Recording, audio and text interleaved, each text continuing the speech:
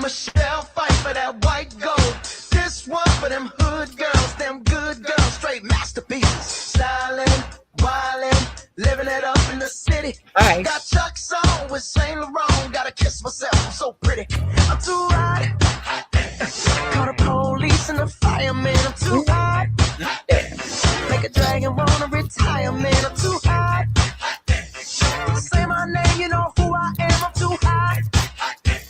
And my band bought that money. Break it down. Girls hit you, hallelujah. Girls hit you, hallelujah. Girls hit you, hallelujah. Cause Uptown Funk don't give it to you. Cause Uptown Funk don't give it to you. Cause Uptown Funk don't give it to you. Saturday night and we in the spot. Don't believe me, just watch. Come on.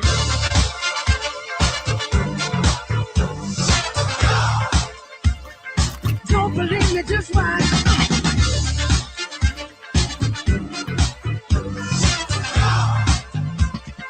Don't believe me, just watch. Don't believe me, just watch. Don't believe me, just watch.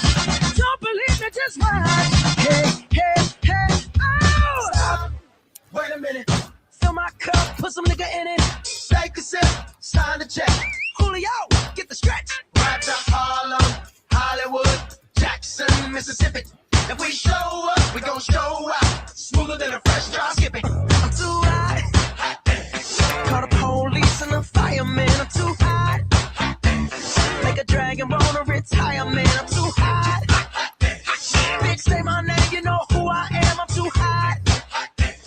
And my band bought that money. Break it down. Girls hit you, hallelujah. Girls hit you, hallelujah. Girls hit you, hallelujah. Cause Uptown Funk don't give it to you. Cause Uptown Funk don't give it to you. Cause Uptown Funk don't give it to you. Saturday night and we in the spot. Don't believe me, just watch. Come on.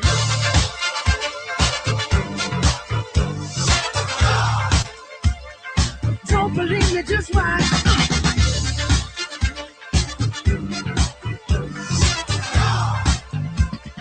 Don't believe me, just watch. Don't believe me, just watch. Don't believe me, just watch. Don't believe me, just watch. Hey, hey, hey, oh! Before we leave, let me tell y'all a little something. Uptown, funk you up. Uptown, funk you up. Uptown, funk you up. Uptown, funk you up. I said uptown, funk you up. Uptown, funk you up. Uptown, funk you up. Uptown, funk you up. Come on, dance, jump on it. If you succeed and flown it. If you freak dead and own it. Don't brag about it, come show me. Come on, dance, jump on it. If you succeed and flown it. Well, it's Saturday night and we in the spot. Don't believe it, just watch. Come on.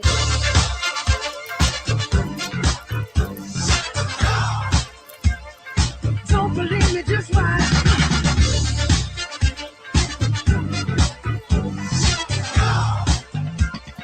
Don't believe me, just watch. Don't believe me, just watch. Don't believe me, just watch.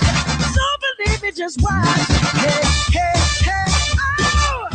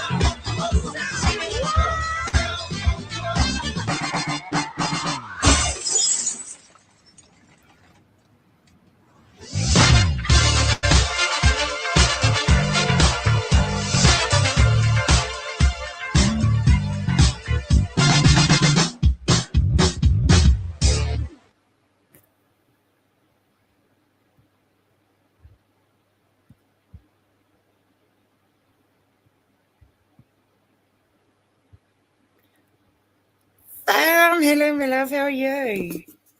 Missed you. What have you been up to? Sorry. I had pneumonia and I kind of collapsed last week. Excuse me. I got found by a friend unconscious, and so now they're holding me hostage because I escaped hospital. So I thought I'd come on here and harass you. Come on out and say hello.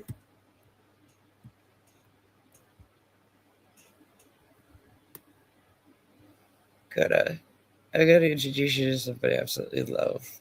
I can't find him on here, but drop me. Oh, there he is. This is my big brother on here. He's a sweetheart. He always looks after me. So how you been? I'm good. I've got the puffers and the medication and all that shit going on.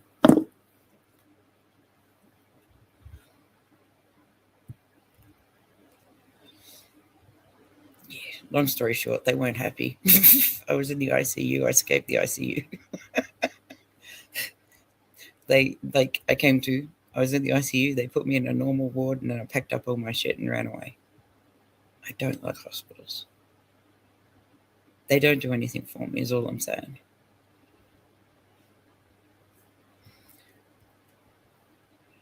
I'm trying to find a video of. Okay, search fishing. See, hopefully something will come up with this, the one that I love. Because, yeah, he's amazing, this guy. He can make his own lures and everything. He's hella smart.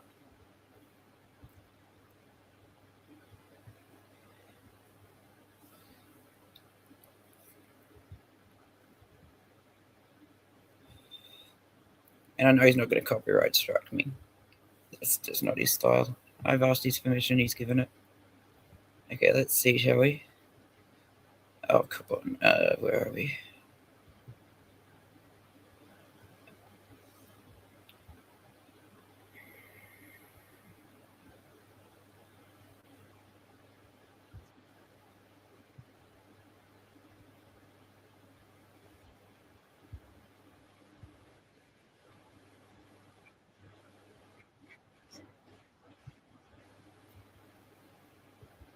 Like, everything that's going on in the world at the moment is kind of too much for my brain, and it's freaking me out a bit. So I just want to chill with somebody that I know, and I hope you guys get to know too, because, like, seriously,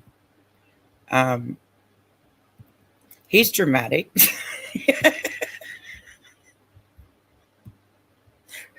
But don't poke the bear if you know. He's like the M&M on here. Like, he's just not the one. You want his attention, he'll give it to you, and you're not about to like it.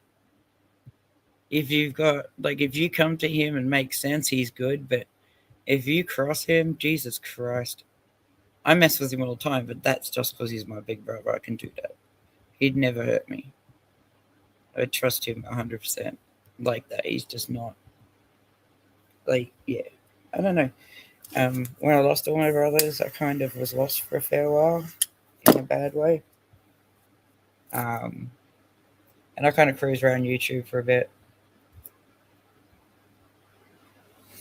Oh, I know, darling. It's just I'm feeling okay now, and I did promise that I'd do a live on Sunday, and I didn't do it because I was too sick. I kind of hopped up for a bit and then hopped down. Yeah, but I'm okay. I'm doing good. Freeside, hello, my love. How are you? I've missed you guys. Come on up and say hello. I'm trying to explain Brett to people, Freeside. I just go, he's dramatic. Because he is. That's just Brett, but I adore him. Somebody told me that, oh, he's going to end up hurting you and talk smack about you, strap the other. And I'm like, I'm sorry, but no.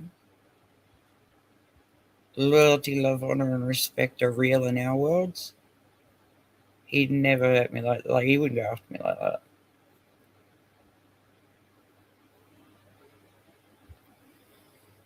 And why? Because I go after anybody that give my family any shit. It's just like it's like Freeside. Somebody about you the other day. I fucking did it real quick. Something about you and some chick.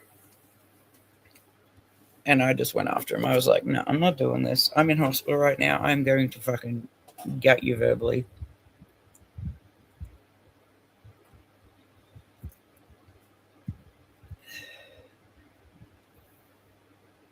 But thank you for that. I do appreciate you.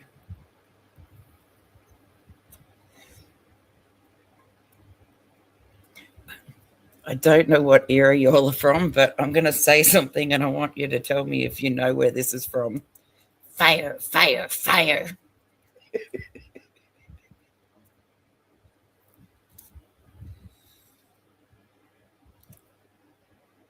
And then give you a minute. Brett would get it straight away. Because Brett's a brat.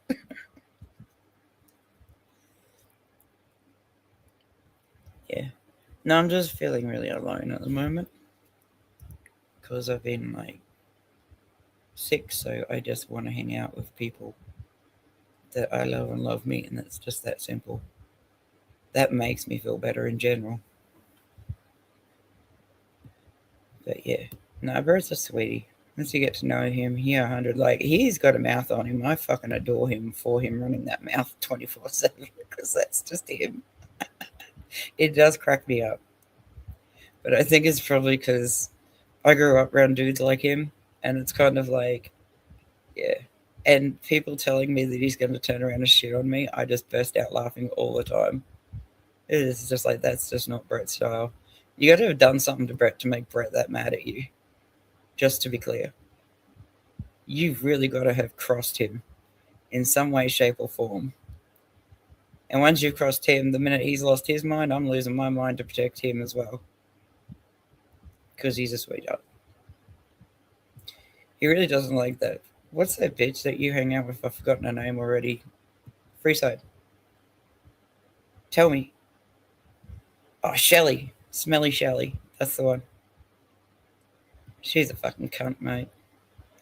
The second you lie about being SA'd is the second that I just not want to have anything to fucking do with you.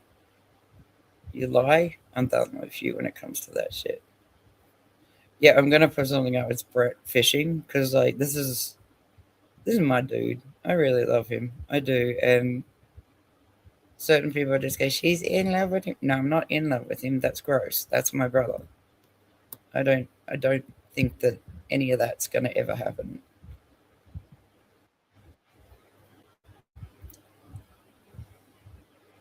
Hey, baby boy, how are you? Not too bad, Dom. That voice. Hey. You're like the Aussie, like, okay, I'll just put it like this. You're kind of like the Australian tennis, like, you, Cyclops is Tennessee panty melter. You're Australian panty melter. Because that voice gets you into trouble, boy. And I'm very open and honest about shit, and it kind of bothers some people. I'm just like, no, they'll tell me if it's a fucking problem. But yeah. But I get myself into enough trouble. I don't need any help. But this is Brad. I'm just myself, Dom. I know. But that voice is next level. See, you even do the sneaky laugh like he does. He tells me to stop it all the time because I get redhead green eyes, and he's like, "Stop it, girl." You trouble. See, your giggle's even the same. Are you sure you're not from there? Let's just say that my name's the same as a name that you've looked up to a person in your past. Now you got me questioning. You do know private chat's private chat. Nobody else is involved in that, right? In private chat? Yeah. I was out and about sort of like on Saturday. I shouldn't have been, but I left the hospital. I went to a market and then I came home. I got into trouble because I left. They came back, I wasn't here, and they thought I was in an ambulance or something. I'm just like, bro. So basically, I'm being held hostage because they're worried about me. You signed yourself out. I'm trouble. I'm trouble, and I'm okay with it. Yeah, I used to have a problem with doing that, signing myself out. Hang on, I'll drop Mister down for a second so we can have a chat. Like, people are always just like, you just, apparently I'm too flirtatious and shit, and I'm just like, I'm not being a flirt in general. I'm just hanging out, talking, and having fun with my friends. Like, with Mr. Cyclops, for instance, right? The first time I met him, oh my Hey. God, did I go in on him like there was no tomorrow. I really went in on him. And then he's turned around and he goes, I'm married. And I've pumped the brakes so fucking quick. And I've gone, I'm so sorry. Please apologize to your wife. I am just no. Do you know what I mean? It was just no. But she just burst out laughing and she goes, go for it. It's fine. And he's mad because she won't call him Tennessee Panty Melter anymore. I'm like, we got to get her to say yes to that.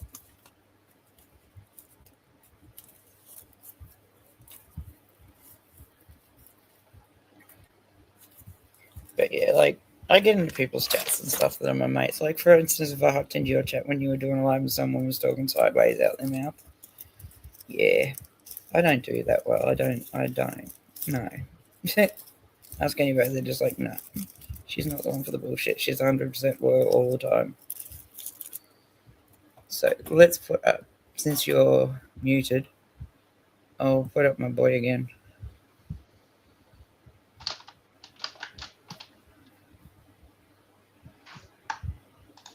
Please tell me that you're not going to be horrible to me.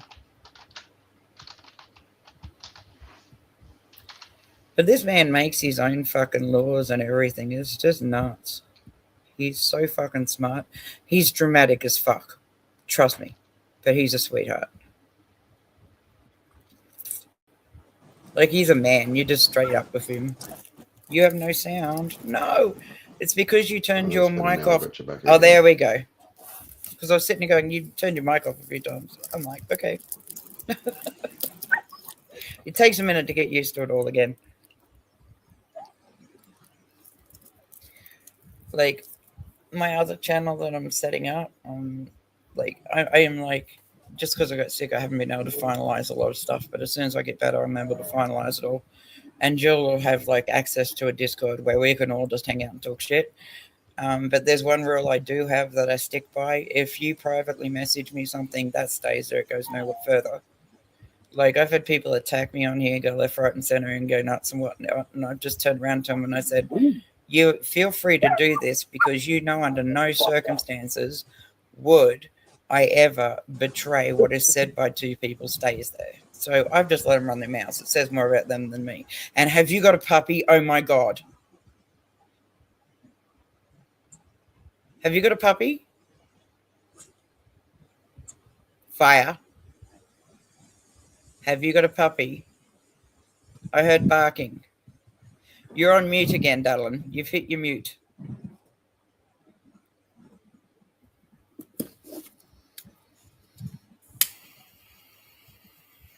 Am I in trouble or something? I don't know. I'm confused.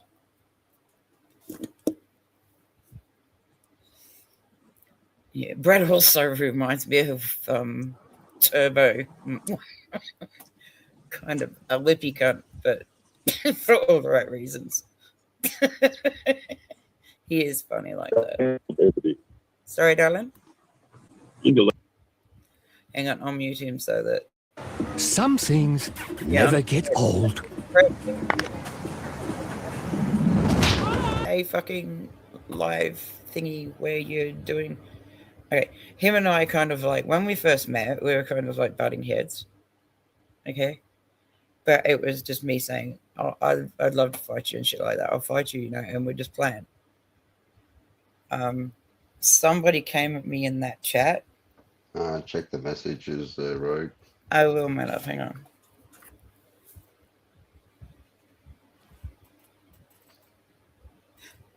Oh, okay.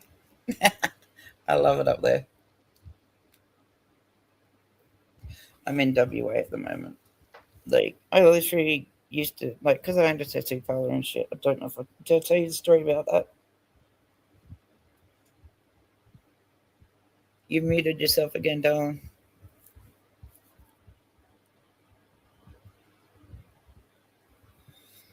About fucking time, Tennessee.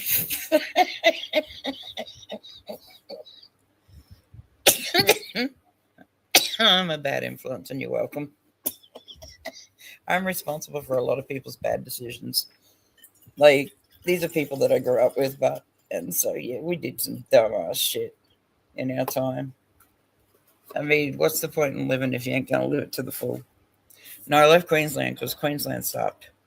Because it became a nanny state. None of my boys could hang out together because, you know, they all have criminal histories. And that ain't my business. I've known them since I was like fucking born, so they're my friends. Get off here, Tennessee. By the way, Fire's just earned the Aussie Panty Melter title with that. He's got the same sort of giggle as you, and the yeah.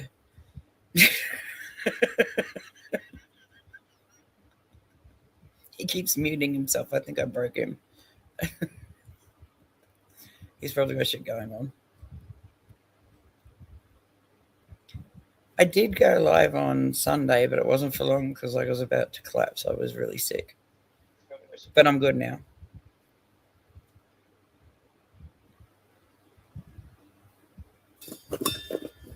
See, everybody on here knows who I am and knows me. And they've been friends for I've been friends with these people for like 5 years now. And like real friends, we talk. They've gotten accustomed to me. At first they were just like, Jesus Christ, she's full on. And then I couldn't help it, okay? I was kind of in the ICU.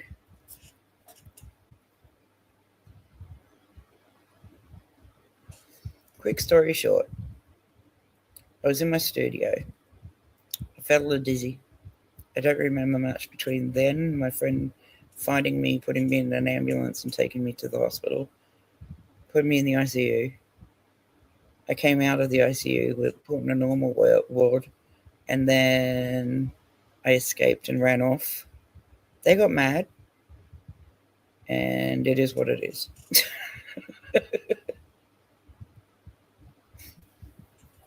Yeah, by the way, I just informed Mr. Cyclops there that you're Australian panty melter.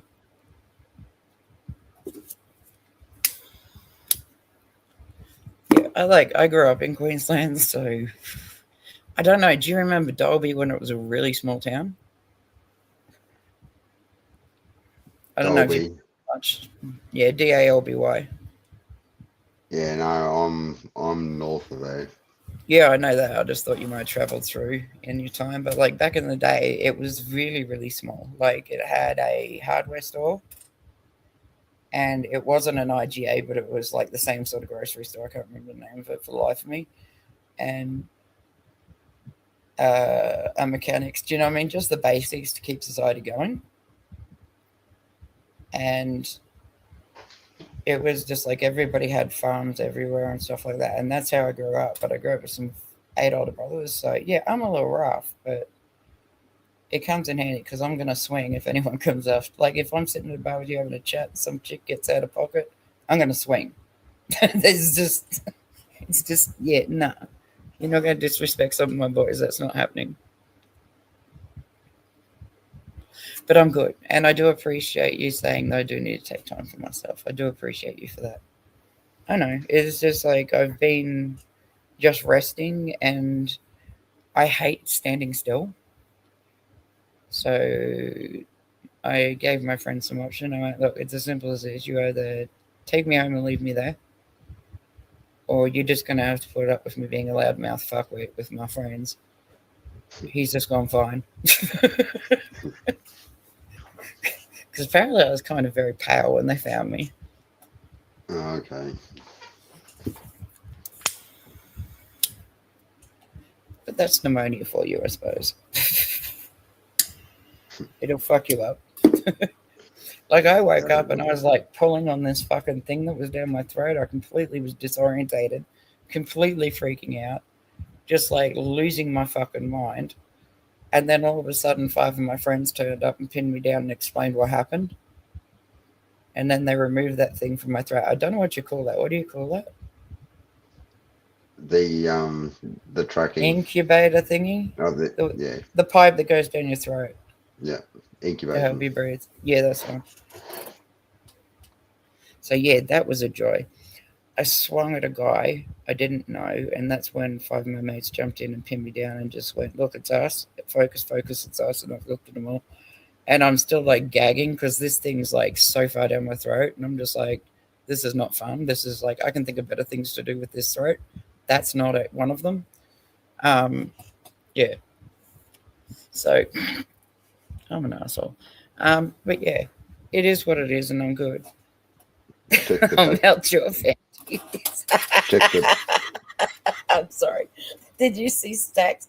He's written, "I'll melt your panties." I don't normally wear them. You go ahead. You go ahead and your fine self. Hey, check the chat in the backstage. I'll do that, Tom.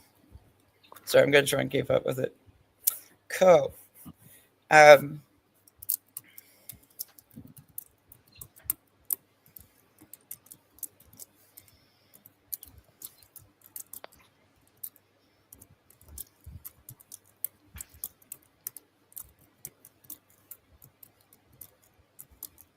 What's up, baby? Hello, baby. How are you? I'm all right. How you doing, my friend? He's talking to you. Oh, pretty good, thanks.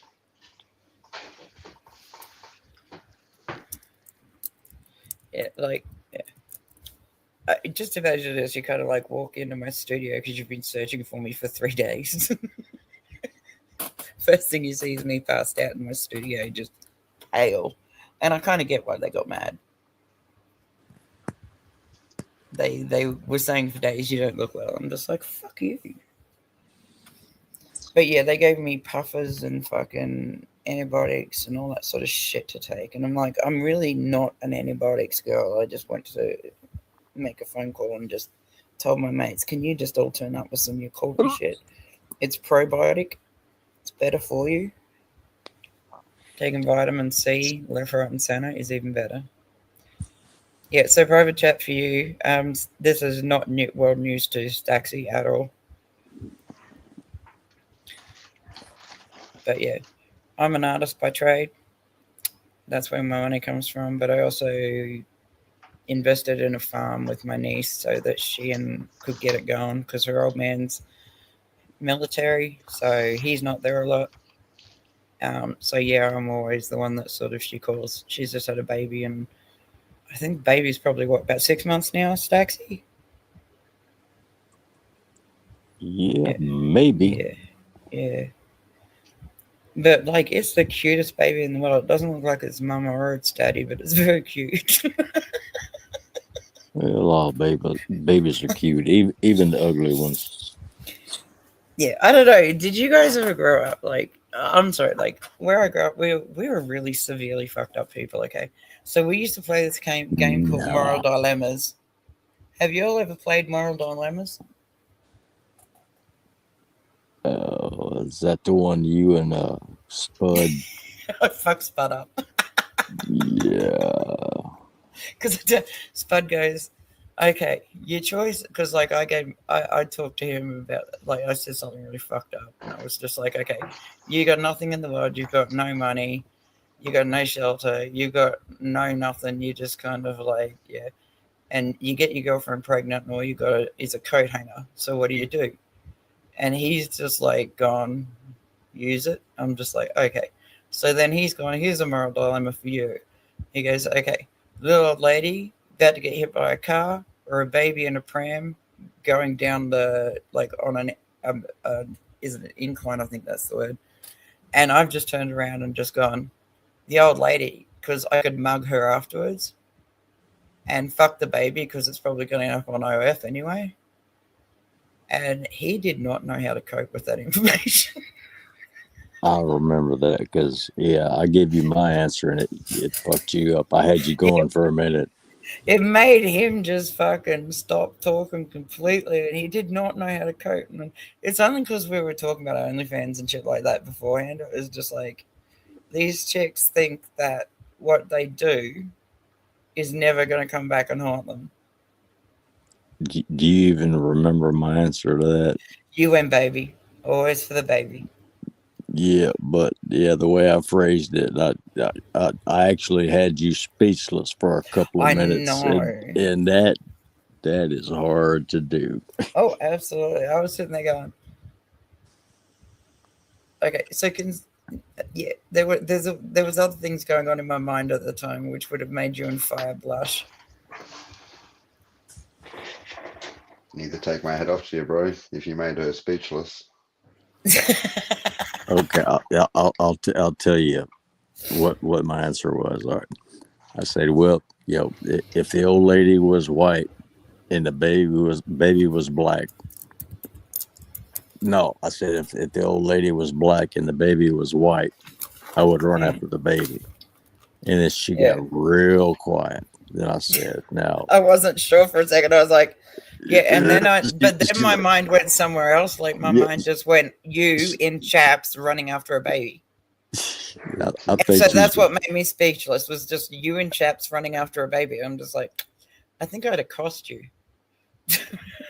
and then I said, but if the roles were reversed and the old lady was white and the baby was black, I'd still go after the baby. And then I she was like, I think know. I could, after like 30 seconds, I could hear her go, because I think she was thinking I was fixing to come up with some kind of racist bullshit. It was fun, but like we were all literally just hanging out and just talking shit. It was good because like I am so sick of like getting all these news fucking bullshit. Um, do you know what I mean? It's like all you get is doom and gloom lately, and I'm just kind of over the doom and gloom. That's why I avoid that shit. Mm. It's it's a lot sometimes. It's like me just going, okay, I've had enough of like the outside world trying to intrude on my inside world. Do you know what I mean? Yeah, It's like life's too I'm short done. to let the world try to fuck you up.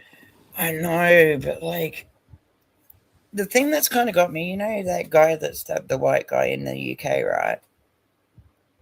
Hmm. Okay, he was actually a Sikh. He wasn't Muslim.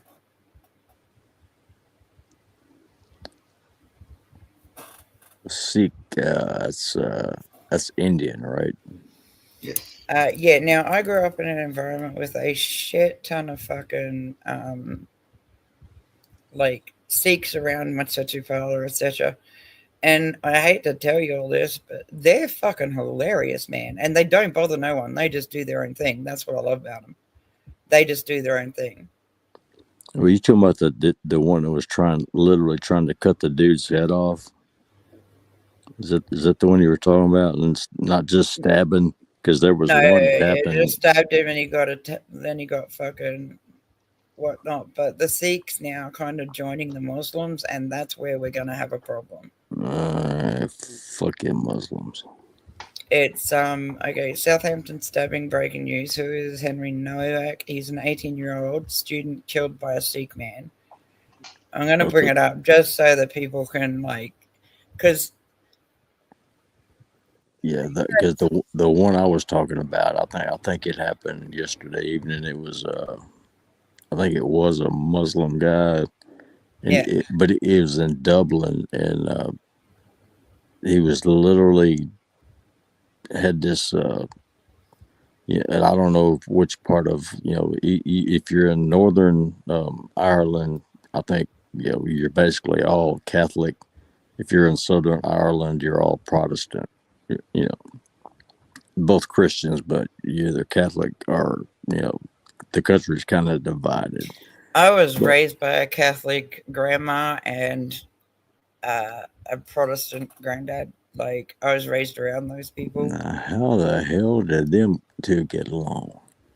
Okay, it was wild. Okay, during like I don't know, I think it was a war or some shit. There was some sort of like Ireland versus Scotland. They were going left, right, and center to each other, right? Hmm. So my granddad was on a fishing boat and went over there, and he wasn't interested in all the bullshit. So he went over there and he met my grandma in like Ireland. He was Scottish, she was Irish. And I kind of like was like, oh, okay, you know, whatever. Because at a young age, you don't really like fully grasp what they've done is just next level. So he saved up his money, but my grandma's daddy found out that she was seeing a Protestant and he was Catholic, and it was just not a good idea. He locked her in a horse stable out the back to teach her a lesson. My granddaddy found out about it, went in there, fucking took an axe to the door, opened it, grabbed her, and put her on a boat, and they both ended up here in Australia. Damn. Then they spawned 3 girls. One of them was my crackle mother. And they decided that to just kick her to the curb. They're done with her, and they just hung out with me and my dad. Yeah, you got to watch those Scots Irish people. They're fucked up. Oh yeah, they Because don't I'm play. one of them. They don't play. They don't play. But when they do play, they play good. Well, you know what?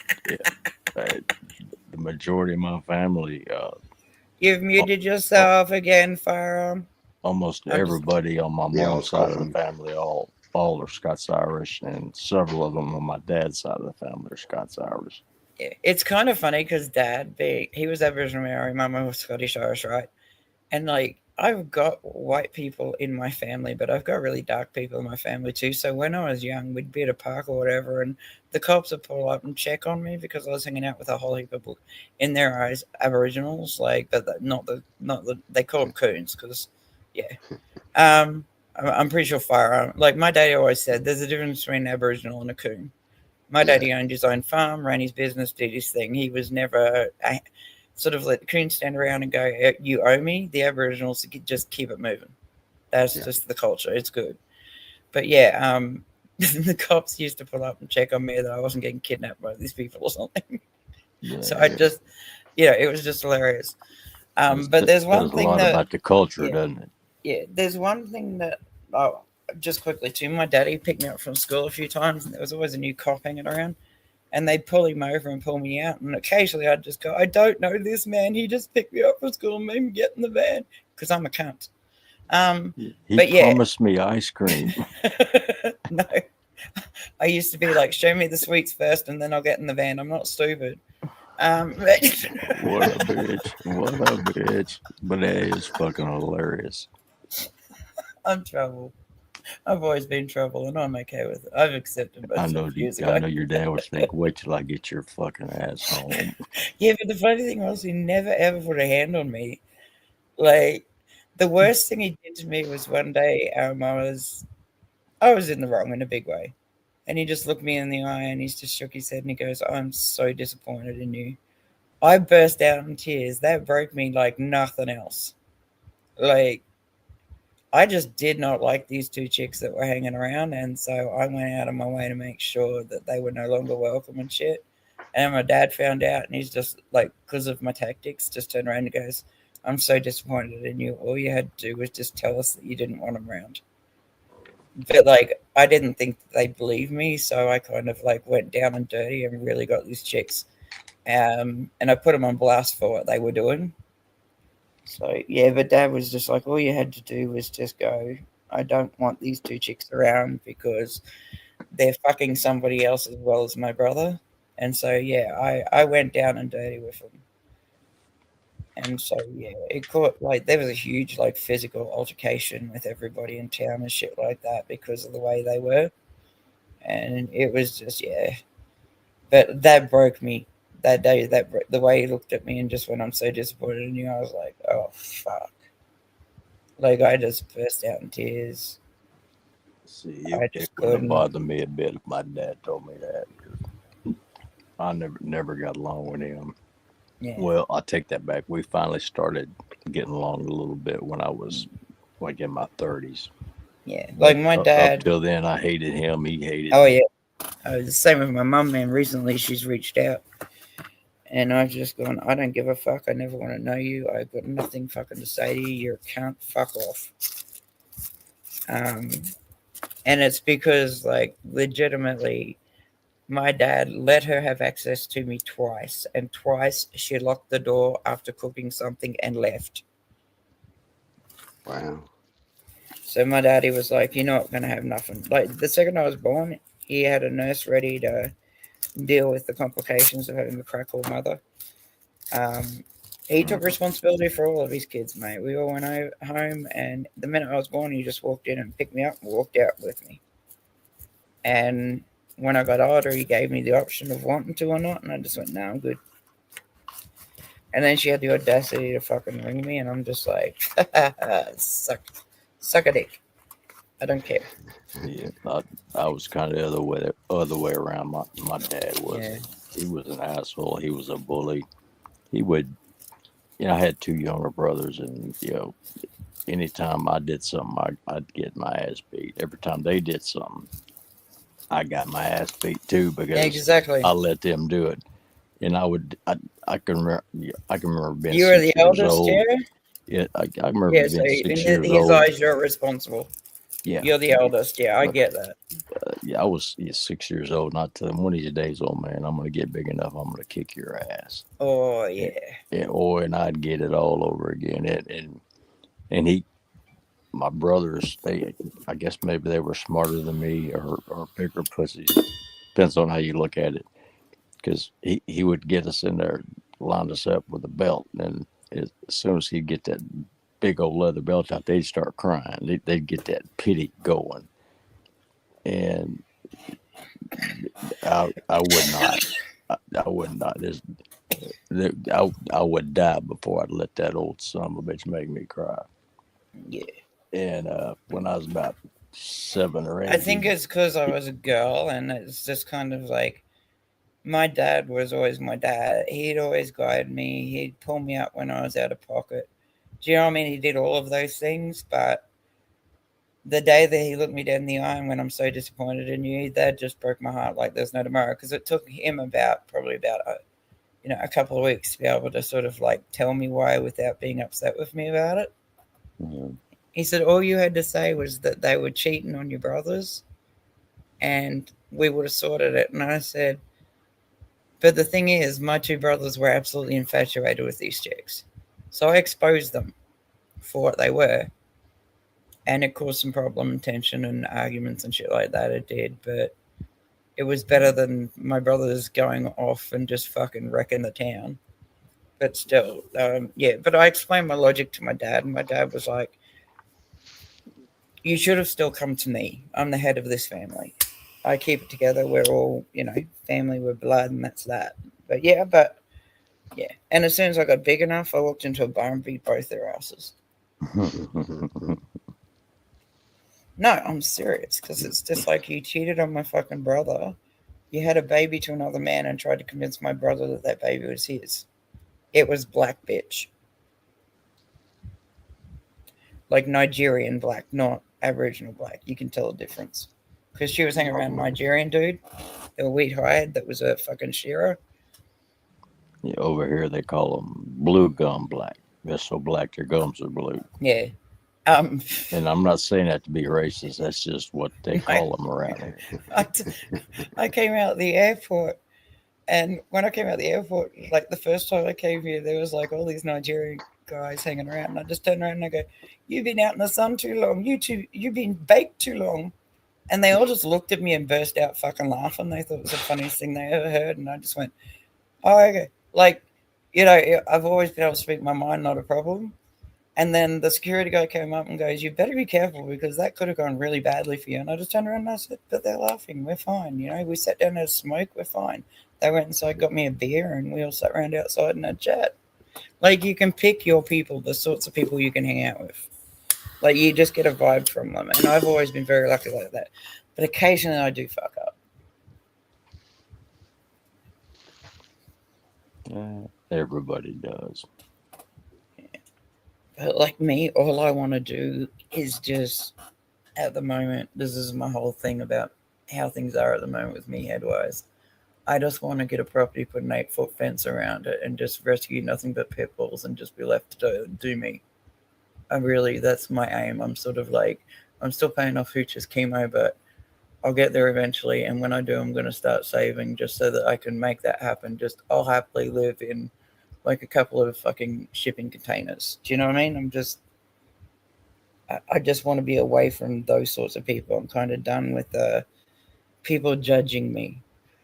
I I'll be love your those gardener shipping for you. containers. I got a couple of them buried for like storm shelters, prepping type things. What was that fire? I'll be your gardener for you. Yeah, I've got some it's nice. kind of yeah. I just want to be surrounded by pit bulls because I've rescued them for 20 years now, and it's just like I just want pit bulls in my life again. I'm at that point, but at the moment, because of everything that's going on, I've got to pay off the chemo, and then I can sort of like start saving. And I Yeah, just want well, to run a yeah, rescue. I if just you want to run a rescue of dogs because the small town nearest us, their rescue is fucking pitiful. It is like a facility block, like a dunny block, big, like male females, that sort of big, yeah, well, if we and show they're a up kill and shelter. bark every now and then and hump your leg, you gonna let us stay? I'll castrate you first. The deal's I don't off. want no babies. I'm good. You I've don't spawned say that. twice. Say that again. I don't want any more babies. I've spawned twice. I'm good. Oh, you don't have to worry about that. Yeah, after that last one, I got the I snip. I got the can, snip. I can hear firearm in the back. I've got He's four. got your sort of laugh. It's like Jesus, girl. Yeah, me too. I've got 4 too, and they were all girls, and that yep, that time to get the snip, man. Like, what's the difference between a vasectomy and a castration? Castration, they cut your One balls off. they No, cut the but whole. there's this chemical castration thing, like at the Yeah, moment. That's No, where they it's cut the like, whole lot off. Just dissolves your balls. oh, okay. Chemical Like to me, Vasectomy, they castration. just the vasectomy, they just make a little small snip, or yeah. the way your fertilized, sperm that can fertilize you But they're doing is it to ineffective. like predators. Sorry. They're doing it to like pedos. Well, they need to be castrated. Chemical They cross like in castration. Ireland, They take a lot off. in Ireland, they've like activated it to the point that like any pedophile that gets out of jail has to be chemically castrated. Good. So they should. That's good to a point, but what if they decide? Like to me personally, I'd go, okay, you need to work out what they can write with, like left or right hand, and once you've worked that out, cut the other one off. Cut the hand off. It can't do any more damage then, and castrate them chemically. Because with like a one-handed dude, a kid could fight and get away from. Like I am mortified. I don't know if you watched Isaac Butterfield, sorry, but there is a guy that's been in jail for over 30 years at Her Majesty's pleasure. I don't know if you all know what that means. It means that until the Queen says this person's safe to go out into public and interact and not be a threat to society. I did some research. There are actually currently 4 men in jail at Her Majesty's pleasure from the 70s, and they can not get out unless the Queen says they can. Well, now it's the king. They've put those fucking pedos away and they're keeping them lock and key. That's how bad they were. And then recently, somebody who served 30 years got out, and they're surprised that he reoffended. I'm like, you need to put this cunt back. Is that the one that these pedos should just, they're found guilty. Let them, go through the legal process. If they're found guilty, of course, over here, you get a chance for an appeal. And if you're still found guilty after your appeal, take them out and put a bullet in their head. Okay, like there was 3 Mexicans recently that got, and the 2 Muslims, and they all got done for inappropriateness with children. Kill them. They all, and they all claimed they did not know that it was illegal. And what does that say about their countries? No, what does that say about their countries? It means that their countries don't give a fuck enough to pull these cunts up and actually fucking charge them or find out where they're at and what they're fucking doing. They got away with it for so long, they think it's just a way of life. They came over and they fucked up. So, and this is in your country, in America. So what I said was like, okay, I'm going to solve this problem when you come across that border, because the Muslims came through the Mexican border because it was open for so long. The Muslims literally just boated over there and walked into your country. So these are people that you really don't want in your fucking country that are there. And I was asked, and apparently I'm a absolutely sadistic, disgusting human being, because I said, okay, so this is how we solve that problem. We put wood chippers at the border. Okay, JD. No, we put wood chippers at the border. And we go, if you do this in our country, and you throw the guilty through them. So then they've got no excuse. And then they become, guess what? The next wood chipper person. Because I like the second, like about a month ago, I was at a market hanging out with a girlfriend of mine because she was selling like all of her jams and honeys and shit like that. And there was a guy walking around with fucking lycra on, the lycra thing that you could tell they're female ones because they didn't have the pouch in the front, and you could see everything sort of like that was there. And he was wearing like a tight little top that just came up under like what would be a woman's boobs sort of area. And then he walked up to some kids that were there unattended and put his hand and rubbed their shoulder and go, I really like your outfit. Where did you get that sort of shit, right? Oh, no. I nearly got arrested. I told the cop what happened, and because we're in the country, the cop was fine about it. You know, he's just like, no, you following me like into the male toilets and beating the shit out of him, totally okay with that. A guy came out and he goes, what's going on? I said, he just touched a kid, and that's all I had to say. So yeah, his face got introduced to a few walls and the floor. Because like, no, but he went to the cop, and the cop was looking him up and down and was just going, okay. And then he looked at me and he goes, her? And he's gone, yeah. And he goes, that's Rogue. And he instantly thought, oh shit, I done fucked up, because every cop knows me. And they know that I don't react like that unless there's a goddamn good reason for it.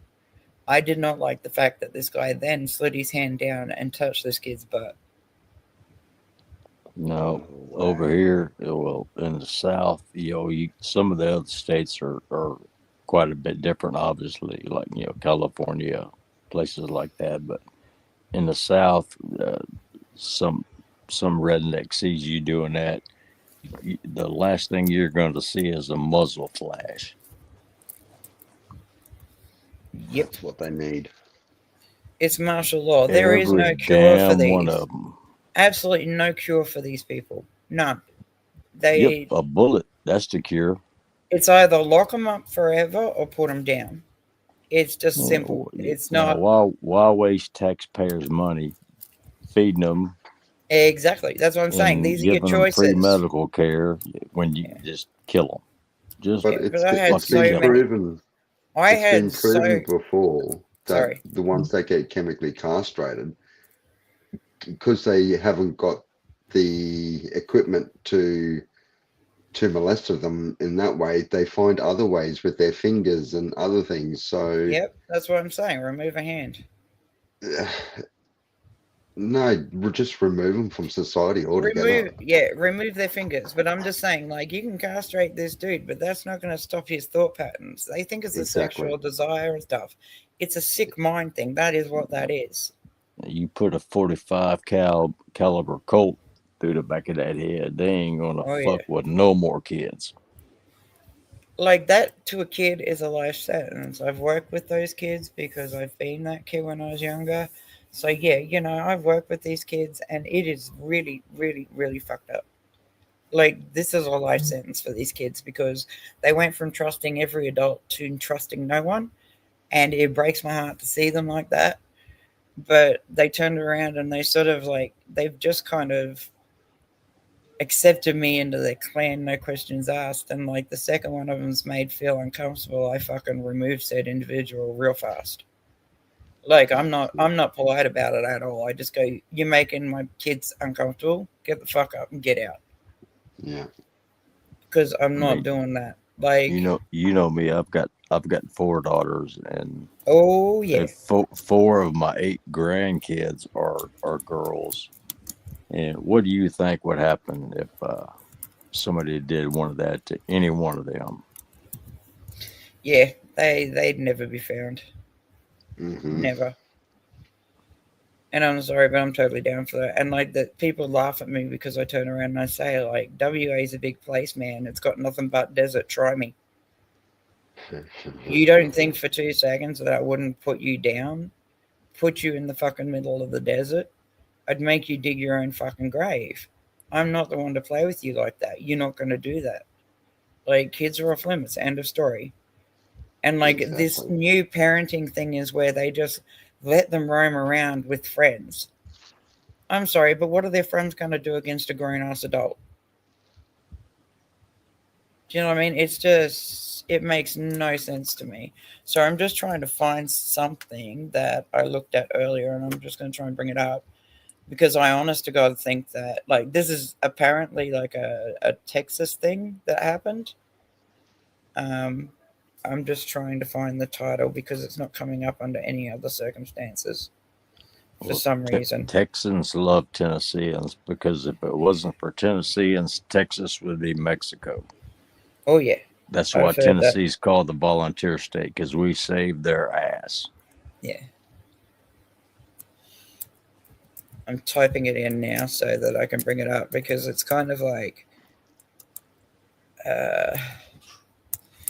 I think it's kind of like something that you guys would be able to handle in seconds.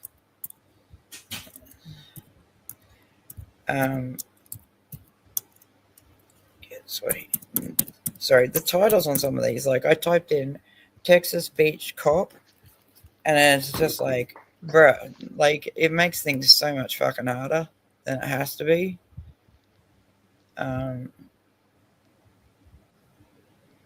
But yeah, okay, I'm gonna bring this up. It's a whole 18 minutes, so you're 100% are gonna love this. Like, this dude has not been locked up before for the same sorts of bullshit that he was playing on the beach.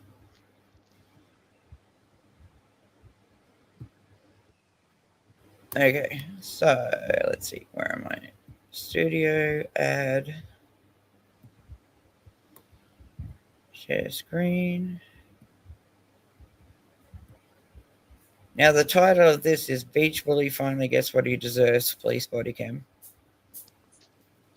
So if I'm going through this and you want to say something, just go stop. I'll pause it for you so that you can comment. He called me yes, big ma'am. He called citizen dogs. Is this America? Over your dead mom. Over your mom. Oh, yeah. She would never touch you in her life. You're ugly, bud. On May 26, 2025, officers responded to the beach after a man assaulted a lifeguard and refused to leave when asked. Harassing the girls in the bikinis. What's up? So he was out here. One of our guards made a water rescue on him. He was out there exceeding. You know, we're going to make contact, make sure he's okay, and bring him in closer. All right. So guard makes contact. I should have kind of last year as he was already back on, but he was in an altercation with our guards. Then he started yelling back and forth with some families over here. Just give me 2 seconds. I've got to put if I can, I'm going to try and put the CC up for Brian. He's, yeah, there we go. He's deaf, so I really like him to be able to be included in these. Brian's known me for 4 years now. I absolutely love him. Which guy is it? This guy parked all sideways? So he was staying. One of the guards out there, and part of coming to get him and bring him in, assaulted him, kicked him twice underwater. Okay. We're out there trying to get him in. Explain to him, hey, you're out too far. He's upset about the exceeding standpoint. But again, our job's to bring him in. Mm-hmm. But he's saying he wants to file charges on one of the guards for assaulting him. And, you know, at the end of the day, we're trying to bring him in and get him to a safe standpoint. But he did tell me, the guard, I said, well, what did he do to you? What did he say? He said he needs nothing medically. He's fine. He has no injuries. But he is saying that, hey, you know, I told him I'm fine. I don't need your help. And shot him the bird and said, F you. So that's just what he basically just told me. Which again, it's not a debate. We got to bring you in. Yeah, definitely. And 100%, to be clear, I love these cops. And I don't say that normally. Yeah. What's going on, sir? His employee assaulted me in the middle of the water. How do you assault you? Kicking me twice underwater. When he said, you need to come back, I said, why? He said, I said so. I gave him the finger. He kicked me twice underwater. Where did he kick you at? And I was swimming. Where did he kick you at? Right in the stomach. Okay. Now remember, this is a big man. No injuries. Okay. Yeah. I've seen this. He assaulted me twice. I want to press charges, please. Okay. Can I do that? Do you have your ID on you? A passport. I can give you my name. Passport. Fantastic. Grab it, please. Just take my name and number. I don't have any. Now remember, all these sorts of cunts that have come in without a passport. Now listen to how dodgy this dude is. He doesn't have a passport. Seriously. Well, I need a passport to verify who you are. I'll give you my name and number and my address. Why are you making things difficult? I swear Can you to God, please just get the passport? I cleaned the car because I'm coming to the beach. Do you have a passport in there? In the car, no. I have Then my why do you say credit you card. have a passport? I thought I did. I swear it was. He said, I've got my credit card. He's literally just saying, I'm going to pay you if you let me go. I emptied it to come to the beach and load the stuff. It was in a box, and I took the whole box out. Okay. I wasn't. Liar. I show you. Where do you live at? He came through the Mexican Lake border. Mary. Okay. Like it was Next to proven. Sanford. No. Is that your car? Yeah. Okay. Listen, I came. Now, okay, everybody's paid to be on this beach, okay? Yeah. Now, and everybody everybody's parked understands. sideways. He's parked long ways. Yeah, everybody's parked like towards the front of the beach and like they're all having a good time. Now, look at the space he's taken up. He hasn't paid for this space. He doesn't have a passport. It was proven he doesn't have a passport. He is currently on the run because he's an illegal immigrant. They came, like that entire fucking Muslim culture came from everywhere they could and walked through your fucking Mexican border. And this is one of them. He's thinking that he's the big dog. And parked here this morning. Yeah, I can see you're parked sideways. No, outside. Yeah. And they say you have to pay. I paid $20, $23. I paid 20 here and 30 there. No one. I told everybody this is not fair. They're only concerned with their vision. I'm a citizen that got charged twice, and I shouldn't. So it's thanks, Biden. You've just let in predators left, right, and center. Well, you said that right. Thank you, Joe fucking Biden, you cocksucker. I don't think it was Joe Biden. I honestly think it was Kamala Harris. Because look at Joe Biden. Who is really running that country? Well, Joe Biden was until he lost his shit. And then it was Obama and Kamala Harris. Yeah. Now, I've deep, like you know me, once I find sort of information and stuff, I do a deep dive. This guy came through your Mexican border. This guy has a like they took his fingerprints. He's actually like been convicted of like, I think it was 6 sexual assaults against a woman. He is currently on the run. They don't know where he is. So do you understand what the lifeguard, what their job is? No. To save people who are drowning. Okay. I used to be. Listen, I won my high school. Do you think they know that? Look at this beach. Okay. Tell me, can people swim in this water? Yeah, but they also get drug out by a riptide. See the dismissive hand there? Because he's not getting agreed with. He's not getting his ego stroked. This is him just going, oh, fuck off, you know? It's like you're just... And like that to me is like, since he's interacted with these police officers, he's been nothing but disrespectful as fuck. To him, everybody else is lower. Now, mind you, he had been harassing these girls, I think it's to the right, if we watch it, that are in bikinis. Now, this is a fully fucking Muslim man. And he is just next level, not... He's the sort of dude that was here, he'd be put down. All of my, like, any Australian male would put up with him for 2 seconds and punch him out. So what they do, they have years and years of training. Okay? He's only 20 years old, punk. Okay, I'm 20 years 65. old. I'm Okay. as old as his grandpa. So listen to this, but because he actually says, I would win a race against this guy. Now keep that in mind for later. You should teach him respect. Do you think maybe when he was grabbing you that he has to He kick didn't grab me. I told him stay away from me. Do you kick your feet when you swim? No, I do the froggy style. No kicking. Oh, fuck off. I don't believe that. I'm telling you. You know the froggy style? Do you have your notepad? Yeah, that's a good way to win a race. What's your name, Moss? First name Suhail. S-U-H-A-I-L.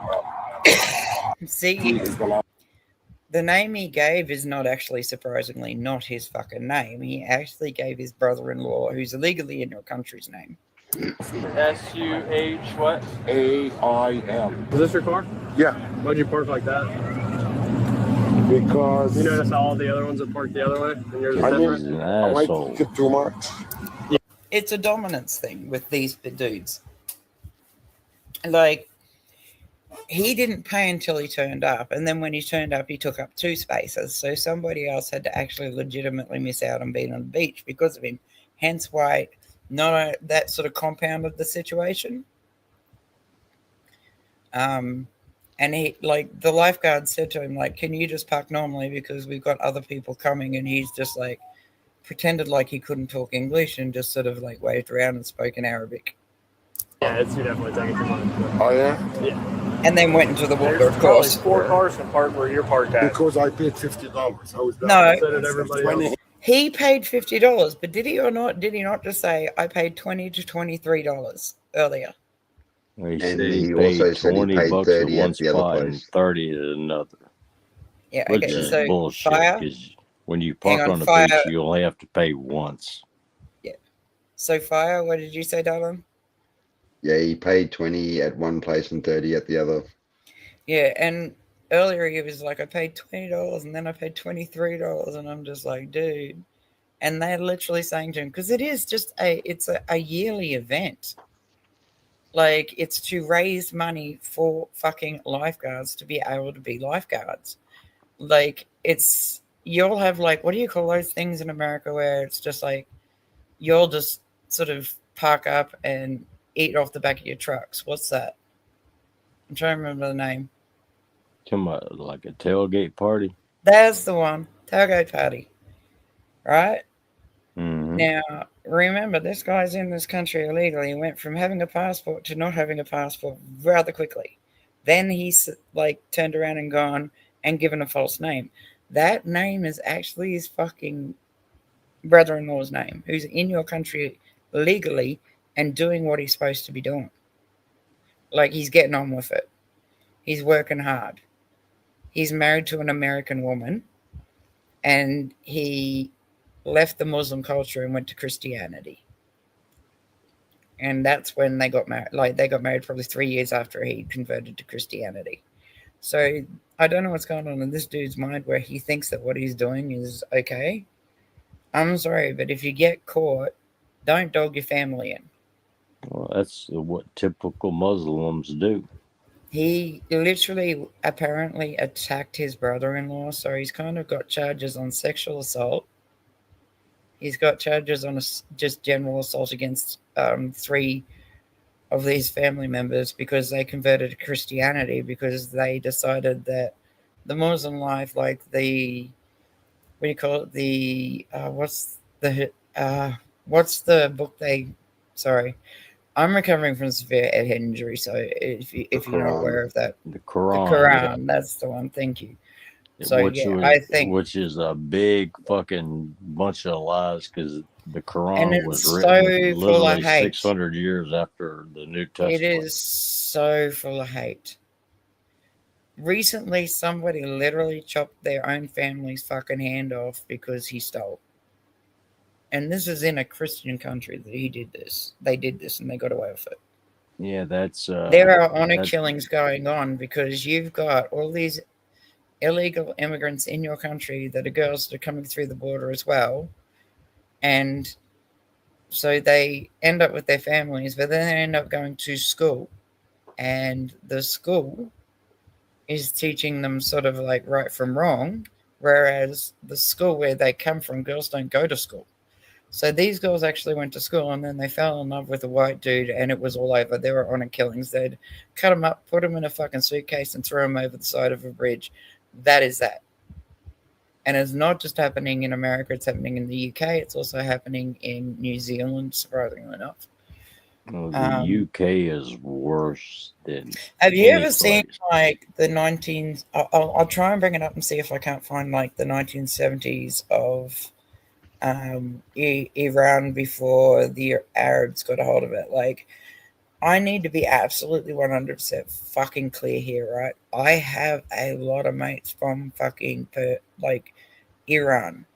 Yeah, well, most of them are Persian. I mean, they were on the beaches wearing bikinis and walking down the sidewalks wearing short skirts and high heeled shoes until the Ayatollahs, the religious cults took over, and it was a country of peace and love and happiness, and it went from that and the people, the Arabs from Iraq.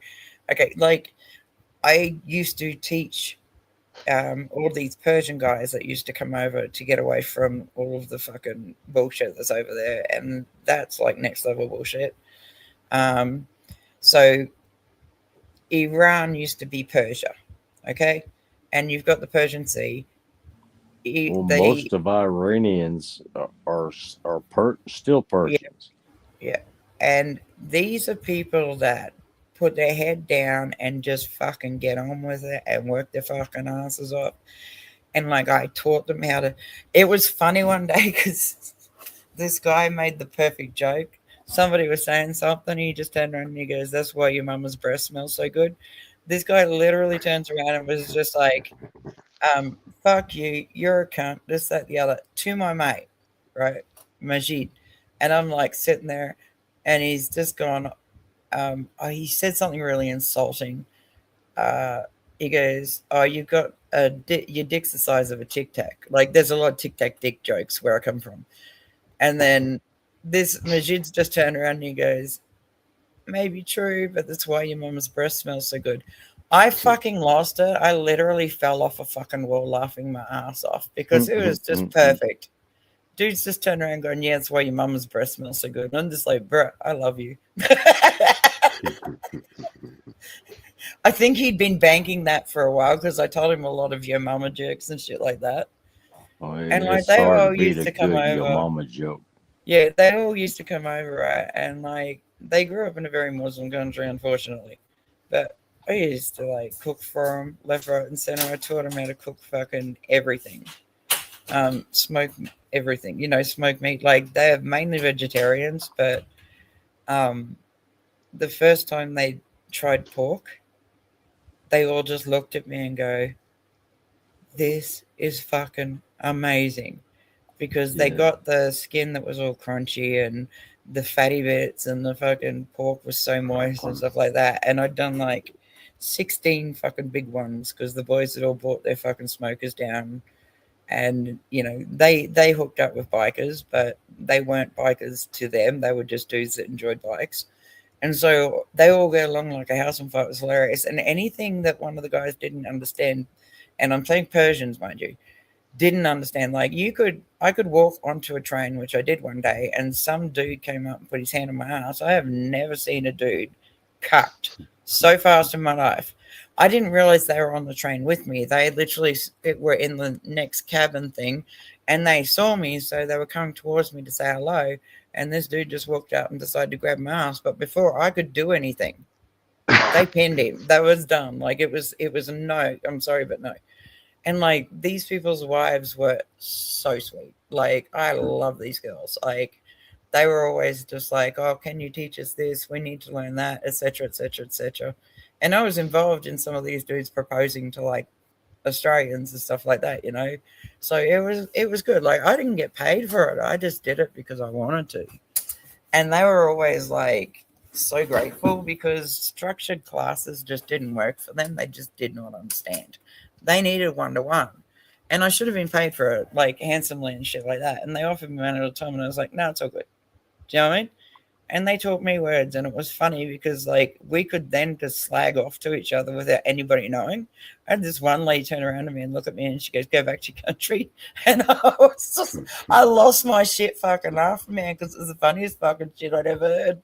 And so I just started disrespecting her in Persian, and the boys were just going fucking trying really hard not to laugh. And then they all just burst out laughing, and she goes, "I feel attacked." And I just looked at her and went, my daddy was Aboriginal fucking Mary. You're on my land. Get the fuck out, cunt. And she just looked at me and she was mortified. And I went, yes, that's true. I was born and bred here, but what you're not going to do is disrespect what's going on here. You have no idea what we're talking about, so shut the fuck up. But I did learn the word of slut, cunt, bitch, asshole, and I also suck a dick. Do you know all the important cultural words that you need to learn?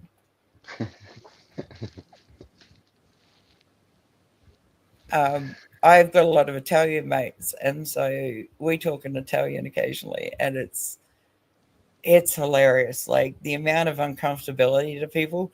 But mind you, get this, I'm hanging out with people I grew up with, and I'm talking Italian and Persian and hanging out and stuff like that. None of them under any circumstances feel uncomfortable or feel tagged or feel any sort of way about it. They just want to be included. They're just like, okay, what does that mean? And so I tell them, they're just like, oh, that's cool. So, you know, it's like there are good cultures out there, but like the reason the Persians are fleeing Iran is because Iraq, the Arabs have come in and they're literally taking the women, raping them, and now breeding Persians so that it's just a Muslim culture only. Arabic, end of. And there's all these people trying to fight for the Muslims, and I go, okay, you're gay, you're trans, whatever. Absolutely, I will find a GoFundMe and I will ship you over there. I'll do that for you. Agree. I'll do that for you. Why? Because you think that it is so fucking fantastic over there. Can't go over there and see what happens to you. Please, I've been threatened by so many fucking trans people. They're just going, everybody report her because it's Pride Month and she's attacking us. I'm like, I'm not attacking the trans community. I'm attacking you because you're a dick. I'm still waiting for the FBI to turn up on my doorstep, by the way, Cope. Like, I shared that video. I don't know if you saw it or not, but I shared the video where this dude decided that he was all for free speech until I started speaking to him. And then when I started speaking to him, all of a sudden he's going, it's Pride Month, I feel attacked. Somebody fucking report that person. They like to the FBI. It's a federal crime. They're going to come. And I'm literally in chat. Do it. Do it. Yeah, like the FBI has the authority to show up in Australia. I mean, no, but I'm literally just like writing the two words. Do it. Do it. Do it. Do it. Do it. Do it. Do it. Do it. Please do it. Do it. Do it. Do it. The fat tranny with no, wearing I was a totally moo down with for man the boobs fight. that played a guitar.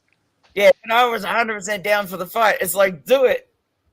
And now it starts a fucking live stream and then it just goes into a members only. It's like, if you want to talk to me, you have to come pay for a membership and come talk to me like that. And I'm like, I'm not going to do that, cunt. I'm not going to fund your lifestyle. He's only doing it. Okay, if you look at him, and I know this sounds really bad. We'll go back to this video in a second, but this guy has bangs from the crown of his head forward. Why? Because he's got a receding fucking hairline.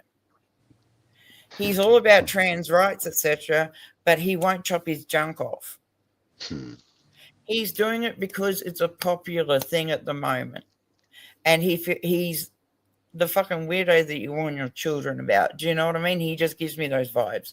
And I've never been wrong when it comes to vibes about certain people.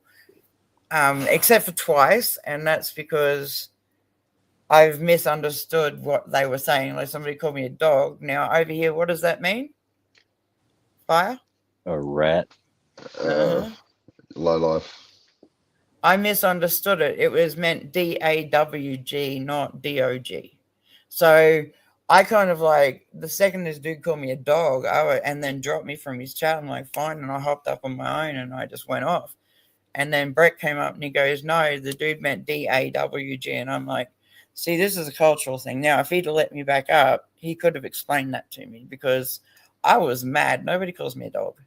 I grew up in a very fucked up environment. That's like a bloke turning around saying, "Oh, she's got a fat ass." It's not saying she's got a fat ass. I mean, she's got a hot looking ass. Yeah, we just like in this country, we all mind our own. Like cops ask us, "What did you see?" We all look up at the sky and go, "No." We literally look up at the sky and go, "Yeah, it's a great day, isn't it?" Like cops are always asking me, "Did you see what happened?" No, I wasn't here for that. Even though I was main instigator. I watched the whole thing, but honestly, I didn't see it. Yeah, exactly. So, what did you say about fat ass? There's nothing wrong with a fat ass. What? No, you need to explain that. As long as it's a shapely fat ass. Exactly. You don't want one that looks like cottage cheese. You want one that looks like half a beach ball. Yeah. Or smelling like cottage cheese. I'm a titty girl, so yeah. But I'm totally like, when I see a man, their ass is like gotta be smashed, gotta be. But like, I'm generally pretty good because like I'm surrounded by people that are just used to my dysfunctionality. They don't take offense to anything I say or do. Oh, you'll find this hilarious, right, Fire? I went into Perth City and it was the middle of summer and it was so fucking hot. I was just like, I've had enough. So I ripped off there was nobody around except for one chick and I'm just like, I don't give a fuck. So I ripped off my clothes and went for a swim. So then I've got like this cop call me over and I'm like, nah, I think I'll make you come get me sort of thing. But then I'm like, oh, okay. So I've come over and he's turned around and he's just sort of like, we've had a chat. And he goes, I'm going to make it look like I'm giving you a citation. This cunt had your, like, this was smooth. This cunt actually gave me his phone number on the citation. He says, yes, ma'am, she just got a citation. And when I got out and drove myself off, I put my clothes back on. I sort of like looked at it. And it's literally, this cunt's giving me his fucking phone number. I was like, fuck you. I'm not going to lie down with no pig. You can't blame him for trying. Nah, like she was just mad, like, yeah. And the amount of times that like I was in a really small town for a while there before I got attacked. And if you don't know Fire, by the way, somebody broke into my home and tried to murder me with a shovel to my head. So I'm recovering from that. That's kind of why the boys are protective of me a little bit more than anyone else. I remember that, unfortunately. It's kind of like why you'll see the boys just kind of like, nah. You know, they do that, and it's only because they know that I didn't catch something. They know I can stand up for myself and stuff like that, but recovering from a head injury, sometimes I forget words and things like that, and that's why you guys are really good about it, so thank you.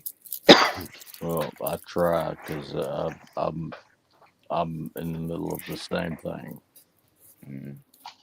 But you've always been like treated me the same all the way through my entire like interaction with you. So, and it's why I love this man, because he's always himself. There's no alter ego that he plays on here or anything like that. He's just who he is.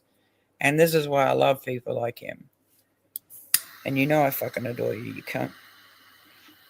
And I'll fight you. Yeah, and I'll fight you. I've got a rule. If you're nice to me, and I'm nice to you, so exactly. Like I am who I am, but like I fuck up sometimes, and I'd prefer somebody to just like if one of you guys pulls me up. Like I've said something out of pocket one time, and I think Staxy pulled me up and just goes, "No, they meant this" and stuff like that, and I'm just like, "Oh, okay, I apologize." Like I'll take those criticisms from you guys because I love yous.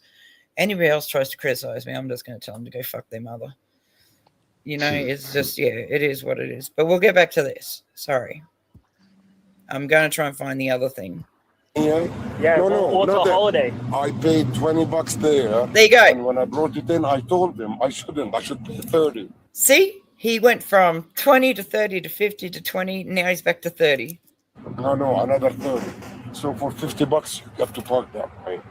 Unless they can give me back my money. Or I can tow your fucking car. Yeah. Don't use the fucking F word. Okay, I'll use whatever language I want. Okay. Don't use the fucking F word.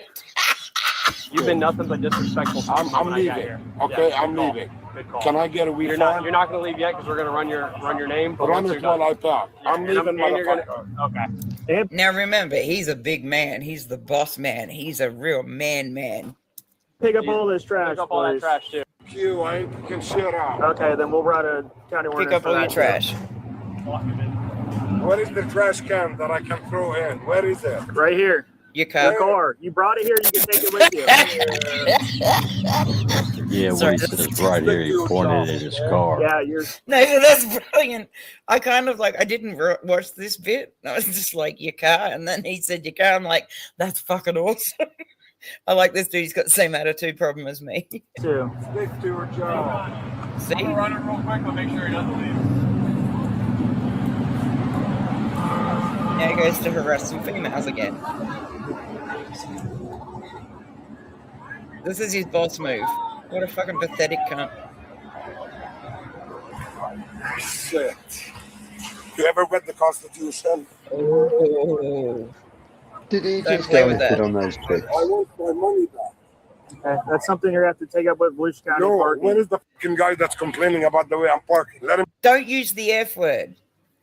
Where is the fucking guy that complaining about the way I'm parked?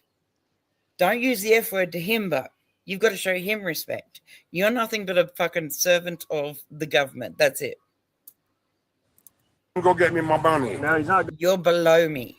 going to. Oh, of course not. Once they take it, you have to go. So it's their fault that you paid for outside parking, then you had to pay to come on the beach. Now you're mad at them. It's like you're mad at a lifeguard for saving your life. No, I'm mad at You don't make any sense. I'm mad at the way they're treating a fucking senior citizen. Okay. That swims 10 See? He's gone to play the I'm old card after he just said I could outrun him or I can outswim someone.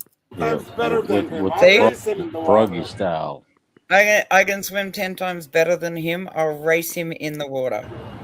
Now keep that in mind. Shit.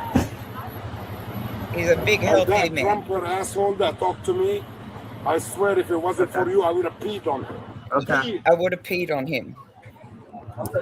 How disgusting is that? I'm sorry, but like, who comes up with that? It's just like, see that guy, if it wasn't for you, I'm a big man enough that I'd walk over, whip my dick out and pee on him. And like he'd lived through that. Seriously, like he'd lived through that. Yeah, Like, those lifeguards are I'll show fit. you the roots. No, those lifeguards are fit. And like most of them that are there that day are actually firemen as well. So I would love to see this dude act on that. He's going, because you're here, you know, I'm like, you're privileged to be around me. I'm not going to do this. This makes me a good dude because I'm not going to do this. And I'm sorry, but I'm sitting there going, I would stand back and go, do it. Go on, do it. It's just like the amount of trans people that are just like, we're reporting you because it's that.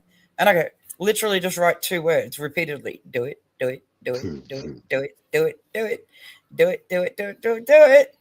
Why? Because I would fucking absolutely love to fucking humble you cunts. Like, I get along. Like, don't get me wrong. I've got mates that are, you know, I still think that they're mentally ill in ways, but some of them, I've got 3 mates that I've got one in Queensland, I've got one in New South Wales, and I've got one over here, and they were actually born with both sets. So it gets a little confusing for them. That's different, though. Yeah, they were, like, one of them lived his life as a male, but found out that he was actually a female, and the other 2 vice versa. Like, they found out that they were male, and it fucked their heads up. But that's a completely different situation. It's a sexual, physical thing. It's not and that's so rare. I was just like, they kind of like sat me down to talk to me about it because they said, we trust you, we love you. And I went, and I love you too. So you need to sort of like tell me what's going on. Because like, they went radio silent for a while. So I naturally just sort of like grabbed all the boys, hopped in trucks and turned up and just went, what's up? And so I sent all the boys away and I sat there and talked to them. And they told me, and I was just like, that's fine. So how does that change who you are right now? And they're like, well, we've been told. I said, yeah, you've been told. I said, but does that affect you as who you are and who you're comfortable with being? And they went, no. And I went, so it's not a problem. Continue being female, continue being male. if it comes to a point where you're in a relationship and you have to say to them, like, and they can't handle it, that's their loss. It's fine. And they just went, how can you just be so calm and straightforward like that? Because we thought you'd freak out. And I'm like, no. Bruh, no, not going to freak out. It's fine. But that's a totally different situation, though. I know. Because it broke my heart. Like, after I left, I didn't let them know. But it teared me up a bit that they were told by these doctors that they were biologically male when they lived their lives as female, and biologically female when they lived their lives as male. But end of the day, I said to them, does it really, you're letting somebody else tell you who you are biologically when you've lived your life the way you've lived it. Keep living it. Fuck everybody else. And the only time it should become a problem is if you're in a relationship and you want to have babies. I said that's the only time that you should share that with anyone. Yeah. Because that's like the only time. Like, they've got the organs that are female, and they've got the male organs. The one that was living as male, he's got male organs, but he was born with no testicles. So, like I said, like, that's totally different situation. You do you, it's fine. Don't let anyone else tell you. You're comfortable. You've raised as a male. You've done your male thing. Females, these females are like rockabilly chicks. Like, they're just fucking full on hilarious and stuff like that. And like later on in life, it sort of became a complication. So I just said to them, as simple as this: if we want to have the surgery and have the male parts removed, do that. Because the male parts were up inside them. They had the female bit at the front. It's just like, it doesn't change who you are as a person. Sexuality's got nothing to do with it when it comes to you. You've lived your life how you've lived your life, and you're happy living your life the way you've lived it. Don't let anyone else tell you how to fucking live your life. That would suck if I listened to everybody who told me how to live my fucking life. I just told them to go fuck themselves. I'm going to be me. And, like, you can either ride with me or you can just get off the fucking highway and keep it moving, because I'm not going to stop. I'm going to be me. End of. I think we're both the same way. We are what we are. You can love us. You can hate us. Either way, it's not going to affect me. No. That's the thing. And we all sort of share that private, like, chats and things like that are just for us, and other people can fuck off, because to me it's just like, I'm sorry, I don't know you, but I know these guys, and I'm going to ride for these guys. Why? Because they've shown me respect and I love them. And same backwards, like, try talking smack about me when Cyclops is in a chat and I'm not there. See what happens. We don't play with each other like that. But here we go. Now, Mr. I'm peak condition, lied about how much he paid repeatedly, right? Outswim a lifeguard who, now, I researched it, and I think 4 out of the 8 were firemen as well. So these are fit dudes. They're like, they can't afford to be like, unfit. That's just not the way to be. So one of them went out and literally told him, you're going to get caught up in a rip. Can you come back to the beach? And he's just lost his mind. So keep in mind what's going to happen in the future here on this. Just so you know, I've watched the end of it. Keep in mind, this dude's going, I'm fit. I could outrun. I could outswim. I'm an athletic, whatever. I'm amazing. You all got to bow down to me, rah, rah, rah, rah. And I'm just going to let it run for a minute. I do want to I'm going to pee. I'll be right back. I'm a damn good swimmer. I've been caught in riptides. You can easily drown and get caught in a riptide. He said he can beat him in a race. I said, I doubt that. You leaving, big dog? I want to press charges. Tough enough to hit back, and it still works like new. Small, light, and ready anytime. For safety. Are you going to leave? Don't touch my car, please. Are you going to leave? Off. You're close to going to jail, dog. That's my car. Officer.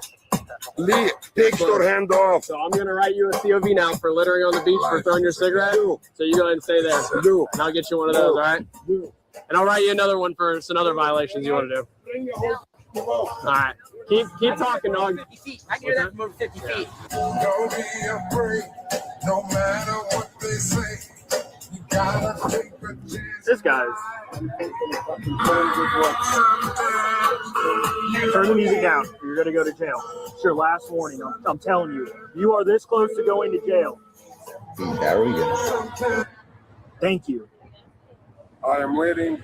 I want to press charge. Okay, you're waiting for the citation, so you can have a seat, or you can sit back in my car. No, I'll stay there.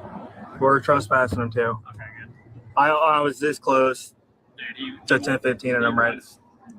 Oh my god. Yeah, he wants the attention. That's for sure. Yeah. Big dog. What you call me? Big dog. Sir, That's whatever you want to call me. All right. Well, okay, to be clear here, right? Have these cops sorry, I just came back. I had to pee. Have these cops not just given him a lot of grace? Too much. Yeah. Like, the thing I don't get, right, is, like, I was born and raised in Queensland, right? Now, okay. Fire, what would happen, because I ran a caravan park over here for a while for a friend of mine, because she had to go to Singapore for business. If I called the cops to come and actually remove a guy that moved in, and he paid his dues for 4 weeks, and then 2 weeks in advance. I walked past his caravan. There are 6 fucking gas bottles connected to this, right?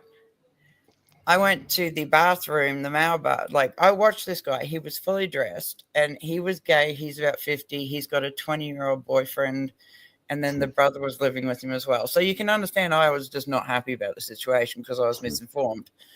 But she'd said it was fine. So I'm just like, I don't trust these guys. No. So they set up camp and shit like that. I watched this guy fully dressed go to the bathroom. And then I went down there and he's thrown away $300 boots, long pants, long t-shirt, hat. All of it's in the bin. He's sitting there outside the bathroom in his boxer shorts. So me being me and being culturally correct and all the rest of it, I just literally grabbed him by the fucking ear, pulled him up, walked into his caravan, and I went, all y'all get the fuck out. Move now. Get out. So then I told the cops about it. So I was sitting outside fucking waiting for him. The cops didn't pull him up because if you've got that many gas bottles, it's a meth factory, okay? Just so you know. A caravan only needs 1, maybe 2 full gas bottles at a time. That's it. So you can swap them over if you're in the country. Mm-hmm. This guy had 6. I had Hooch. I walked straight up to the fucking caravan while I was starting to pack up, and I had Hooch's muzzle on, and I said, you've got about maybe 2 more minutes. Get your shit and get out. And they left. The cops didn't pull them up at all. The caravan's not fucking licensed. Do you know what I mean? Like, it was slow season. My boss said it was okay. I'm just, well, not my boss, my friend, but she was still like owner, so she's probably my boss at the time. I didn't get paid, so I didn't care. I just did it as a favor. And they were saying they wanted their money back, and I went, fuck off. I walked into the man's toilet where at the other end of the property, I made sure that all the kids and stuff were all in one area, far, far away.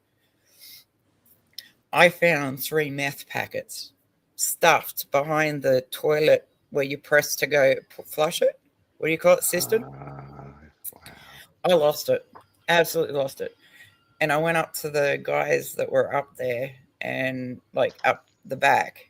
And they went, we'll come with you if you want. And I went, no, watch this. And I put Hooch's muzzle on, and Hooch went instant, I'm going to fuck your world up. And one of the guys got cocky and goes, what's he going to do? And he just started growling. He goes, what are you going to do if we all just go into the caravan? And I said, you see that soft top you've got? He'll rip the fuck through that and tear you apart. And it's the only, like, there's very few times Hooch has been like that, but, like, he fed off my energy and he stayed by my side. He was within the 3-inch barrier. I've trained him that well. He was with me, and I made him sit. And then I said, come, and he sort of, like, sat directly between my legs, heads up, and he was just growling at these guys. And they were kind of giving me a bit of lip because I wouldn't give them their money back. I went, get the fuck off my property now. I'll absolutely 100% release this dog. Because I have no problem with Hooch tearing you apart, because this is 100 acres of property, man. I could bury you anywhere I want. Nobody would miss you. They did not like that at all because I was very straightforward. I was just like, no, I'll bury you. I don't care, man. There's 100 acres here. Try me. And then when I told her, she just fucking burst out laughing, and she's just gone, because I sent her a photo of Hooch in a muzzle, and she burst out laughing. She goes, he looks terrifying. He looks like Bane from Batman with a fucking muzzle on. Because it was a silicon muzzle, so it was really soft. So I said, all I've got to do is just like I gotten a custom buckle at the back, so all I had to do was turn it slightly 45 degrees to the right, and it'd fall off his face. So I just literally told him, look, I'll just let him go. And like, if he kills you, it's fine. There's 100 acres. Let's go. But the thing, like, if I'd have reported the fact that these were meth dealers and that the caravan was not fucking, and that's the only time I got upset about cop not, because I got harassed by cops left, right, and center. But I wanted these guys pulled up because they thought that was okay and that was societally okay. And I went up to the other end of the property first, and I just went, can you make sure all the kids stay up here and stuff like this? I've got to go and deal with something. And that's when like all these no-neck gym junkies, and there were 3 dudes that looked like bikers, and those 3 dudes were just like, let's go. And I'm just like, no, I'm good. I said, you'll hear me if I need you.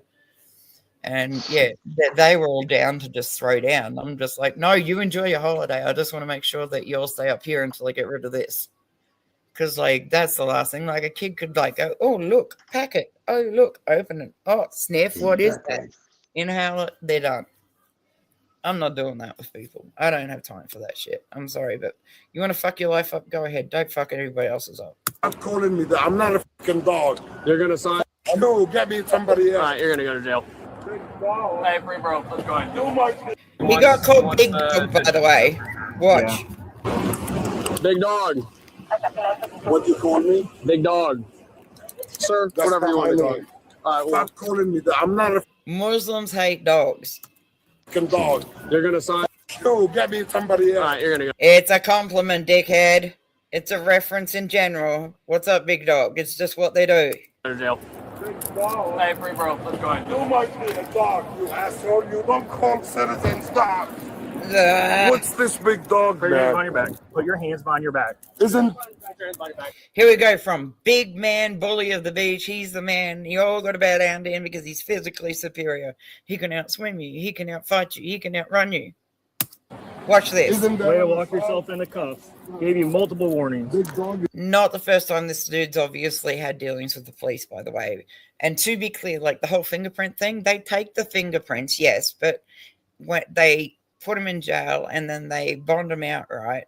But the fingerprints are taken, but it takes quite some time for them to actually fully be processed. You can take someone's fingerprints, they can leave the jail, and they can be responsible for like a mass murder, and it's only because of the way the system is. It's like so many fingerprints in a day to fucking process. No, it is not. He's calling me. Not sticking up for cops, but yeah, I like these dudes. He's been calling. Look, he's getting up. Can I call my lawyer? Can I call my lawyer? You can get him from the jail, yeah. You can get it out. I'm a big bad man. You should bow down to me. Now, give me a lawyer. Littering, disobeying a lifeguard, and music. All 3 county ordinance violations. You violated all 3 of them. I still want to press charges. There you go. Okay. I get an 81. You don't call me fucking dog, you big dog, okay? Call you whatever I want to call you. Q. All right, you're going to go in the back of the car. Q. Okay. I don't want my your sunglasses to go with you? Just get in the tow. I don't. Tell me that shit. To the tow yard. Oh. Stop, buddy. You're going to charge. Take video. Please take video, guys. See the little square thing on our chest? It's recording the video. Yeah, right now. No, girls. Video, please. Yeah. Please. They're going to video you, but it's only so that they can put it on their social media and say what a fuckwit you and creepy cunt you are. Those girls literally went up to the lifeguard and said, can you please get him away from us? That was another thing like that was missed in this. And these girls were between 20 and 30. Like most of them were under the age of like 25. And there were two 32-year-olds with these girls to try and keep them safe. And they were all in their bikinis, just minding their business, doing their own things, having fun. This cunt creeps onto them all the time. He got done also for underwater. One of the girls went for a swim and he grabbed her in her nether regions and then said it was an accident. There you go. All right, dog, go ahead. All right, dog, go in there. Inside the truck. Let go of my hand. If you don't get in here, you're gonna drive me crazy, all right? Go ahead, step up in there. Step up. Step up. Call medical. Oh my Call medical. I have a heart problem. Call medical. I have a heart problem. Did he or did he not just say how superior he was to every other man on that beach? I have a heart problem. What a pussy. No, I can't move. I can't move. I need medical help now. Now. I need medical help now. And see, the difference here is like he goes and gets medical care, yes. He gets processed there. And then he gets let out. I don't like he's fighting because of the simple fact that he knows that his fingerprints are on a lot of shit that shouldn't have happened to females. So that's what he's worried about. He just wants to go to the hospital and be released there so he can go on his way. But again, like I said, like police, yes, they take fingerprints and locally have access to it. But this dude's not local. And he's got like 6, I think, charges in total about SA. And this is why he's fighting it. But he just went from being, I'm a superior human being and you all should bow down to me. Now, if someone calls you big dog, I understand what it is now. Like, if they'd said big dog, that wouldn't have been a problem. If someone just goes, what's up, dog? That's different where I come from. But yeah, it is what it is. But this dude went for, I'm a superior human being, you're all beneath me, to this pussy-ass bitch. Watch. I need medical help. I need help. Look at me. Look at me. I need Mr. Olympic swimmer. Now you're. I need medical help. I'm sorry, I love this cop. I don't like cops, but this dude, man, I fucking love him. That's what you need to do. Get in the car. He's I'll get you an EMT to come check you out. Now. Controlled. Now. Once you get in the car, I'll get you. No, the law says if I need help, We'll just add a resisting charge to it since you don't want to obey our commands. Please do. Okay, sweet. Let's keep stacking it up. What else you got? I need medical help. That's already 4, so you want to make it 5? Go. Okay. Throw the book at me. I Throw would. the book. Say less. I'd find a book and smack him in the face with it, just so you know. Gently. In the car. We tried gently. Get in the car. You're not doing gently, so here we are. Can you loosen up the cuffs? If you get in, I will. Okay, I'll get up. Big step. Just leave me. I'll get up. Just give me 1 foot. No. Yeah, fuck off. Go ahead and get up in there. I cannot. Mr. Big Man, superior athletic, he's now a bitch. How humbled I can you cannot. get? I'm too old, man. I need help. I need help. I'm telling you. I'm too old. You can sit there. Big old drama queen. Well, you wanted all this attention. Now you got it. I hope you're happy.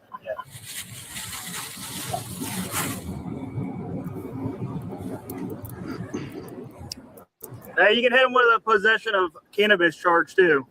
And you're catching a marijuana charge, dog. God. Hello. Don't get in my car. I don't Sorry, in the understand. car. Too late, buddy. I have a medical license, asshole. He needs to get in the fucking car. This is ridiculous. Get up, man. Come on. I won't do it. Stand up.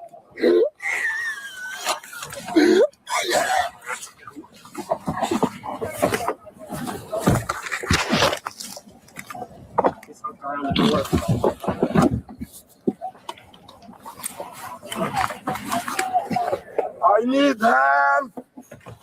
I need help. I need help. All right, can you push this way? I need help. Please.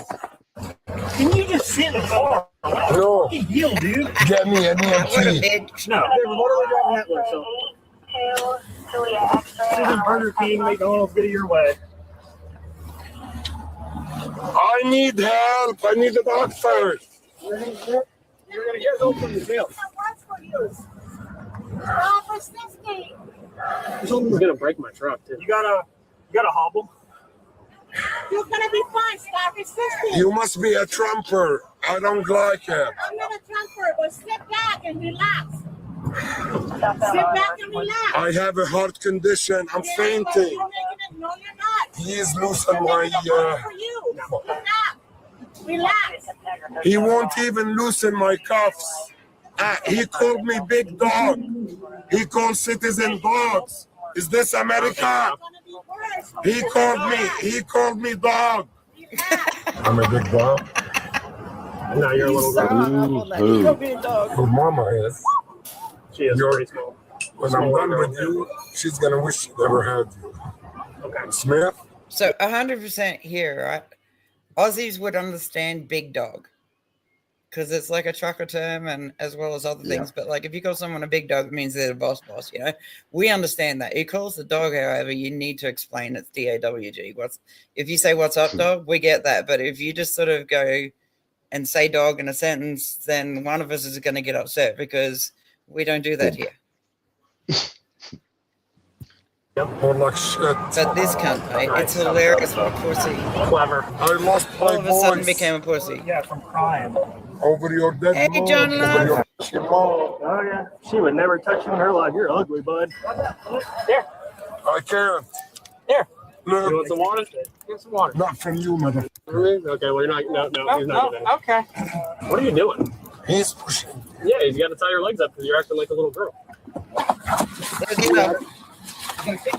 All right, now you just got Matt Elio. Nice one. Get a felony too. They released him on bail. That's where they fucked up. Yeah. Yes. All right. The only thing is, dude, it's like Can you take him out so we can come back in? No. My hand. Can we grab him? Let's grab him and put him up on the seat. The handcuffs, please. full case, but we don't have a full case. The handcuffs, please. Yeah. Just loosen the that. Oh, yeah. No. Grabbing my butt, weirdo. Just Jeez Louise, dog. Sexual assault. Good morning. No, dude. please. I'll do anything, I swear. I will. Just loosen the Yeah, handcuffs. grab my butt, dude. Just loosen the handcuffs, please. I hope you feel good about yourself. You're tying up 3 deputies and a lifeguard. Exactly. They could be actually out there doing stuff. And you want to sit here and cry, act like a little kid. I want to be treated as a good citizen. You could have. All you had to do was listen to us. I didn't do anything wrong. But you think you're higher than everybody else and have to make a point. It's ridiculous. I'm the This lowest beach of- is packed. I'm the lowest- Packed with people, I'm the swimming, lowest. packed with people. I'm not And you're better tied than up anybody. multiple I am not better resources. than anybody. I just want to be treated like everybody. Yeah, Not right. because I look different. That's called discrimination. Ridiculous. Oh. That's pitiful. It's pitiful. That's called discrimination. So you can get all the charges that we can Now he give plays the victim card. Add more, please. you. We will. Please. You hear what he said? I was like, why'd you park your car like that? He said, because I pay more money than everybody, so I can park however I want. No. I didn't say Big Bang that. can park however he wants. I didn't say that. You're twisting it. Big Bang parks however he wants. This is his beach. We're on your beach, dog. There, I can probably shut this out. Whacking them. Let's keep it all. Yeah. It's gonna be hard to pick them up. Are you trying to bite me? Okay, yep. I seen that. You see that? Biting me, dog. Oh, hey, that's not a good way. They matched That's that. bad Leo times too, buddy. You want to get on that side? I'll get on this one. You bit me, dude. He tried. Easy. Hey, watch your I got shoulder. your mouth print on my. So yeah, basically he goes to jail and gets like released, and then they actually like put together 2 and 2 when it comes to his fingerprints, and life goes left. You've muted yourself again, Firearm Sweetheart, just so you know. But yeah, I'm going to bring up the Tehran that disappeared. Like, if any country in the world back in, like, if I had the day and able to say, I would go to Tehran. It's called Tehran, and I would absolutely go there before this whole bullshit went on, because it was just like all of us. It was, It's the 79, like 79 is when it sort of got taken over. But like in the 70s, everybody was just chilling, doing their own thing, minding their business, and that's the Persians. And then you've got radicalists that come in from Iraq. And I'm being very poignant on this. It's only because I know from actual facts from people I know that are Persian that have fled that country, as well as doing my deep dive researches that I do.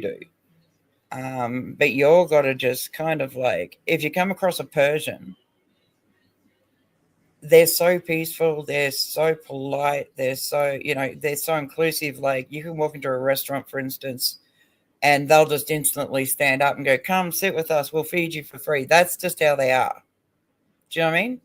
They don't force their beliefs on you at all. They were just raised to be a very loving, caring. Like if they see you on the street, they'll walk up, grab you and go, let's go and get a feed. That's what you've got as far as Persians go. But then you've got these others that are giving Iran a really bad name. It was Persia. They did their own things. Their history is like amazing. It's just, I don't know. I could never get enough of sitting around just listening to like the history of the country and everything like that.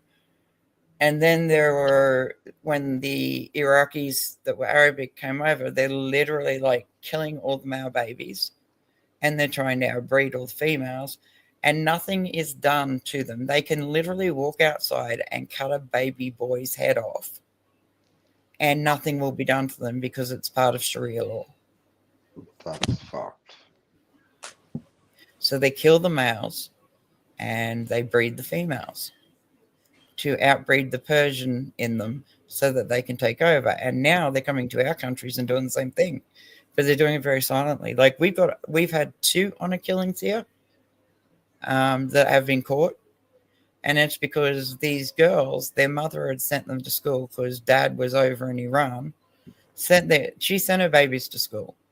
They learned like all these different things. And the mother rebelled against the father, and the father came down and he absolutely just like murdered 2 of his daughters. And he nearly beat his wife to death. And it was all covered by Sharia law and nothing. Like the community said nothing when the bodies were found. They just pretended like, oh my God, it's a hate crime. It was done by the father. The father was charged with it. And do you know what he got? He got 7 years. What a joke. He got 7 fucking years. And people wonder why I get sort of like fucking mad and shit, because it just pisses me off. Like there are police uniforms in the UK at the moment that actually have Arabic under like the police badge that's at the top. They've got Arabic written on the sleeve so that the Arabs can. Yeah, I'll bring up some of those, but just so that I'll find some of the UK dudes that actually go into those neighborhoods and get told to get out of that because it's a Muslim neighborhood. They have no rights there, even though they're British born and bred. Yeah, they dress up like cops, but they only enforce Sharia law. There was a girl that got like her drink got spiked, and she's like had the good sense in her mind to run towards people. So she's run towards these people, and they've just looked at her and seen behind her. There was this Arab guy chasing her. He drugged her drink and was going to have his way. Second, all these lads turned up and just went, what the fuck are you doing, etc., etc. He goes, he just went into I don't speak English mode. But the next day, one of the guys walked past him, and he was speaking perfect fucking English. He understood it, and that's when he got his ass beat to within an inch of his life there. Because those dudes came back, all of them, and beat him up. Because he was boasting about the fact that he could drug any female and take her anytime he wanted. And there's nothing they can do about it because he's a foreigner and he's covered by Sharia. Now, those are the fuckers that should be clubbed like baby seals. Mm-hmm. Not that I agree with clubbing baby seals, but yes, I understand. It's a euphemism, people. In 1979, it's not a reality. A city disappeared. No, I'm not. Not from the map. I'm being a smart ass. From the memory. Clubbing Valiasra Avenue, once called Pahlavi. It's 14 fact, miles of plain trees. Yeah, You always come across a fucking retard that just goes and runs with that comment, and I think it's hilarious. But I don't want people coming at you because you're my man. Not gonna happen. You know, you guys are my dudes. Like, it's like I wish to God I could club you to death like a baby seal, but that's Did I lose you? No. But yeah, I'm just like, it's just a fucking saying. It's like I'm gonna club you like a baby seal. It's because it's just a euphemism, a joke, whatever. Like, if you're gonna really run with that, please come at me. Don't come at him, because if you come at him, you're gonna have to deal with me anyway. He's a good dude. Don't do that shit. Like, we're just mucking around. Just fuck off with that. It's just a saying, you know. It's like, I wish your mama swallowed you. Is cutting through Tehran's heart. Cafes spilled onto sidewalks, European boutiques, Persian bookshops. Men and women walked together. Tehran University. Knowledge Tehran's had no capital gender of here. Iran. Women in miniskirts debated for... This was before Iraq Arabics kind of jumped in and did their thing, you know. It was before all that. And it was such a beautiful, peaceful community. It really was. Philosophy with men in press. Tehran is the RAN. It's like the capital of Iran, just so you're aware. I'm not saying that you guys don't know. I'm just saying in general, if people watch this. Tehran was the capital. Shirts.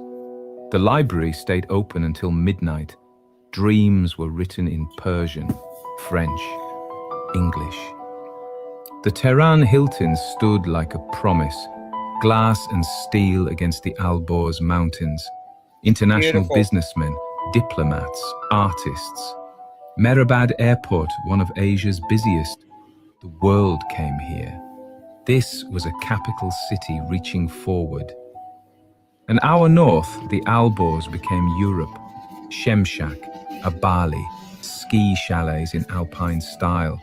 Tehran's young escaped here on winter weekends. The snow fell the same on everyone. Ferdowsi Avenue, named for Persia's greatest poet. Cars and pedestrians shared the street. Mellibank handled foreign commerce. Oil money flowed. The economy grew 40% in a decade. Not everyone benefited equally. Empress Faradiba championed the arts. She opened museums, funded universities, wore Dior to ceremonies. The Shah took the ancient title Shahanshah, King of Kings. The past and future collided. Cinema Rex, Golden City, Park. Gregory Peck and Sophia Loren on the marquees. Iranian directors made films that won at Cannes.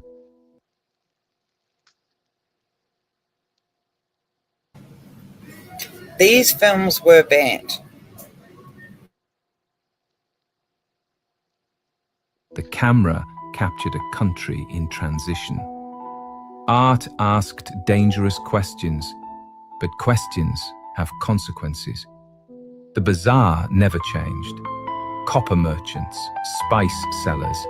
5 times daily, the call to prayer echoed over traffic noise. Many women still wore chadors. The countryside lived centuries away from Valiasa Avenue. In 1977, voices grew louder. Writers read poetry at the Goethe Institute. 10 nights of carefully chosen words. Students marched. Oil prices fell. Inflation rose. The secret police, SAVAK, watched. The pressure built. December 1978. 2 million filled the streets. Shahayad Square disappeared under humanity. January 16th, 1979. The Shah fled. February 1st, Khomeini returned. Several million greeted him. He said nothing when asked how he felt. Just nothing. Every sign of the monarchy came down. Statues toppled. Street names changed. Valiasa Avenue kept its trees, but the cafes closed. The Hilton became the Esteghlal. The same building, different world. March 8th, 1979, International Women's Day. Thousands of women marched against the mandatory hijab. In the dawn of freedom, there is no freedom, their signs read. They had helped make the revolution. Now it turned against them. The same university entrance, different rules. Gender-segregated classrooms, dress codes enforced, libraries purged. The questions students could ask grew narrower. Some fled, some adapted, some resisted quietly. Cinema Rex, Abadan, August 19th, 1978. 400 died in the fire, worst moment of the revolution. Each side blamed the other. The truth burned with the building. The movies stopped playing. Shahayad Tower, built in 1971 to celebrate 2,500 years of Persian monarchy, renamed Azadi Tower, Freedom Tower. Same white stone arch, different meaning. The architecture survived, the context vanished. Mehrabad Airport, different crowds now. Departure gates, not arrivals. Hundreds of thousands left. Jews, Baha'is, secularists, those who could afford to flee. Los Angeles, London, Paris. They carried Tehran in their memories. Some places just stopped. A cafe with chairs still arranged for customers who never came back. A boutique with 1979 fashions gathering dust. Time moved forward, but parts of Tehran stayed frozen, ghosts of a city that was. Today, Tehran has 20 million souls. The trees on Valiasa Avenue are older, the mountains haven't moved. Young Iranians who never knew the Shah navigate different restrictions. They dream different dreams. History weighs heavy here. In Los Angeles, in London, in Tehran itself, people keep photographs, faded color, their parents young, the city open. They show their children, this was Tehran. The children ask, was it really like this? Yes and no. Memory edits history. What disappeared in 1979 wasn't just a government, it was possibility. The idea that tradition and modernity could coexist, that women could choose, that questions had no danger. Every revolution promises liberation. This one delivered a different kind of.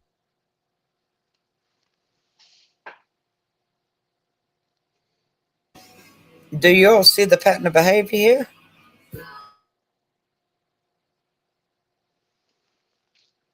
They catch you when you're asleep. Order. Tehran didn't vanish, but the Tehran that was, the one in these frames, exists now only in memory, in photographs, in stories that sound impossible to those who didn't see it. A city lost, a world that...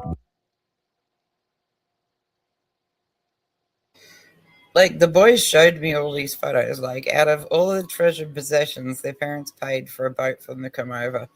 And they were nearly here in Australia, and it started sinking, right? And it was males on one boat, females and children on another. So they didn't even realize that they were doing what they'd been told without even thinking about it. Because I said to them, and they're just like, oh no, if the women were there, it would have been yelling and screaming and stuff like that. Whereas also all of us men on the boat just accepted it. This was our fate. And I'm like, you got indoctrinated so quickly that you didn't even fucking realize it. So I sat down and had a conversation with them, and I went, you had women and children on one boat and men on another. You segregated yourselves on boats, for fuck's sake, to get over here. The fuck? And it wasn't until I pointed that out that they just kind of like went, oh shit. Do you know what I mean? They were just like, hang on a second. We didn't even like, and I said, see, they caught you while you were asleep. They trained you, and that's it. Do you know you can get murdered over a book over there? There's one book circulating at the moment. He's got a Muslim superior and mainly Muslim police in your country. I can't remember exactly where. I'm sorry. I will research it and try and get it to you. But they wanted this one guy out because he was a Christian and he was never backing down from that. Do you know what I mean? He was just not nut. So he still did his job 24/7, no problems. And then they sort of like raided his house and they raided his locker at work. And the locker at work, this is the thing that they said that he was unfit to fucking perform his duties in that town anymore, was because he had a book where it was about a Muslim that had turned to Christianity. That made him apparently unfit to serve as a police officer. I'm sorry, but what the fuck? So these people catch you while you sleep. You've got to fucking stay on it. Sometimes cities don't die. They just become unrecognizable. Do you see what I mean? Maybe I'm wrong. I don't know. Like, I really like these conversations with you guys because you're all just like, you'll go, yeah, not yet. But it just breaks my heart because Tehran went from a place of absolute beauty, open knowledge, etc., to these cunts just thinking that they know better. I'm not going to go into that 57 minutes shit. No. Did you see the one, I don't know whereabouts in America it was, where the Muslim was trying to attack the lady in the park for sex because she was wearing short shorts while she was exercising? Yeah. That was disgusting, that was. And like, we've just recovered from a fucking attack, right? From Bondi Beach. Still recovering from it. Those dudes were radicals. They weren't, they got stopped by one of their own kind. Yeah. Because he literally said, like, he broke down in tears and he apologized. And he didn't need to because he'd come to this country. He's raised his family the way he raised. His girls don't wear hijabs and aren't restricted like that. And they're beautiful, respectful kids if you get to know them. I had a friend over there and I said, can you, like, when everything pipes down, can you just go knock on his door for me? And, she's like, absolutely. So I'm still waiting for that because I said, please ask him for permission before you film him. Like, if he wants to wear a bag on his head or he doesn't want to be on camera and just wants to speak, do that. And she's just like, but you're not monetized. And I said, I don't want to be monetized. I just want people to understand when you come to Australia, you've got to either kick it with us or get the fuck out. You're not going to come here and try and radicalize us because Australians are built different, just so you know. We're very, very, and it's just like Texans, very, very, and Tennessee people, very, very built different. We don't play like that. The second we think you're trying to fucking run our country for us, we will absolutely 100% tell you where to go and put you and make you, sorry, but some of them I would make them dig their own graves. And this guy just turns around to me one day. He's a fucking Arabic piece of shit in town. And he's just turned around and he goes, I've heard all sorts about you. And I've just looked him up and down and I went, what? And he's just gone, you're a slut because you've got XYZ mates. And I'm like, most of those dudes are married. Oh, that makes you a whore even more. We should cut your head off. And I went, try it. Do it. Do it. I dare you. Do it and try it. And he's like standing there and he just did not understand the assignment because behind him was a shit ton of my boys. I've just stood there and I put my hand up. So that's me just saying to them, back the fuck up. Because every time I put my hand up, it's like, I got this.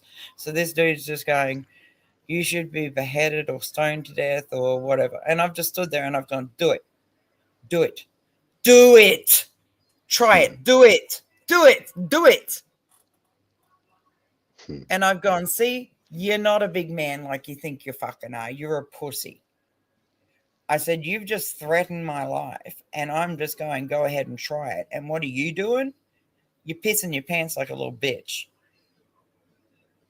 Like, I'd had run-ins with this dude beforehand because he kind of made some inappropriate comments to some of the girls I was with. And it was in a nightclub situation. But before I could get to him, the bouncer got to him because I was not familiar with the bar. So I'm like, okay, whatever. And then me and the girls went down one morning and we got a shit ton of meat for the boys and stuff like that because they were all coming back off the farm. And we just lined up the smokers like we normally do. And us girls just did what we did, which was make sure all the men were fed. It's just how we were raised. Make sure the men are good. Make sure they're fed. No problem. It's not like, they'd accept a fucking cheese toasty. But us females, the way I grew up was just like, I feed everybody. So there's no, it's just like, yeah, we're going to the butcher, we're getting whatever, and we're just going to feed you all. And so the boys don't expect anything, but when they turn up, they're just like, Jesus Christ, you've got brisket, you've got lamb, you've got fucking pork, you've got fucking beef, you've got half a side of this. And I'm just like, yeah, because we want to make sure that you're all good. Like, we enjoy it as well. We're sitting there. And we wouldn't do it if we didn't enjoy actually cooking. Like, that's just to be absolutely clear. We love an opportunity to just go to the bush and collect a shit ton of stuff, go to a spud shed, a shit ton of fucking veggies and shit, and just do it. Yes, Dal? There's someone backstage, Dal. Oh, did I miss? I'm sorry, I didn't hear a blip. Usually I get a blip. Oh, I'm sorry, Staxy.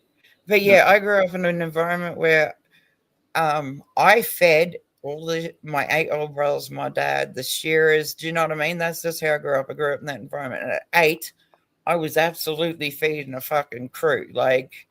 And then I went on to trawlers with my uncles. So I was a cook there. And then I went on to fucking being a truckie off-sider. And I used to race these dudes, which was hilarious, as to who could tie down a load tarp faster. I made so much fucking money. One day I sat there and I literally made $1,500. I had all the boys lined up. We were all standing up the top with the tarp on the top rolled up. And I went, okay, I'm not going to get my uncle to say go. So everybody else, I just went, okay, you all pick somebody random. So they picked the receptionist. And she went, 1, 2, 3, go. And then I just stood there and scratched my nose for a bit. So these guys are all racing. I'm like, yeah, go ahead. And then I beat their asses. So $1,500 cash is not a bad fucking way to go. Because she said, the receptionist, I was freaking out because you were just kind of standing there scratching your nose and kind of looking up at the ceiling for a bit. And I went, yeah, I made sure that my watch gave them a 5-minute head start. And so after that, she was just like, yeah. I got a respect from those guys that was not, it was earned. Beforehand, they just thought I was a ride-along that kept him away, kept my uncle awake and shit. He's like, no, she can hold her own weight. She'll literally get on a forklift and just fucking full on, stack my truck. Do you know what I mean? She's just not a girly girl. Cool. But I'm still very feminine when I need to be, just to say it is what it is. But yeah, I don't mind getting my fucking nails done if I've okay, I'm working on a farm nonstop. Obviously, no need to get my nails and shit done, right? So, but come off of that, and I 6 months on and 3 months off, I'm getting my nails done. I'm getting my hair done. Do you know what I mean? It's just I've got 3 months to be a female.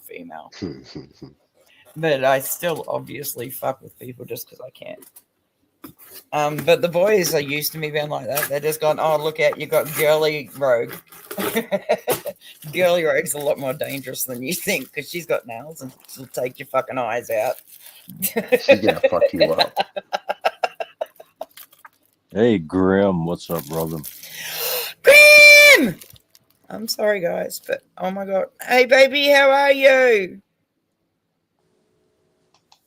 I need you up here. I miss you. Is everything good on your end? I fucking miss this dude. There's some shit going on. I just want to make sure he's okay. That's my boy. That's my dude. We've ridden hard for each other for 4 years. Somebody talked smack about me one night, and I didn't have to say a fucking word. He had them by the throat in seconds, verbally. Grim, he's a cool dude. That's my boy. I love him.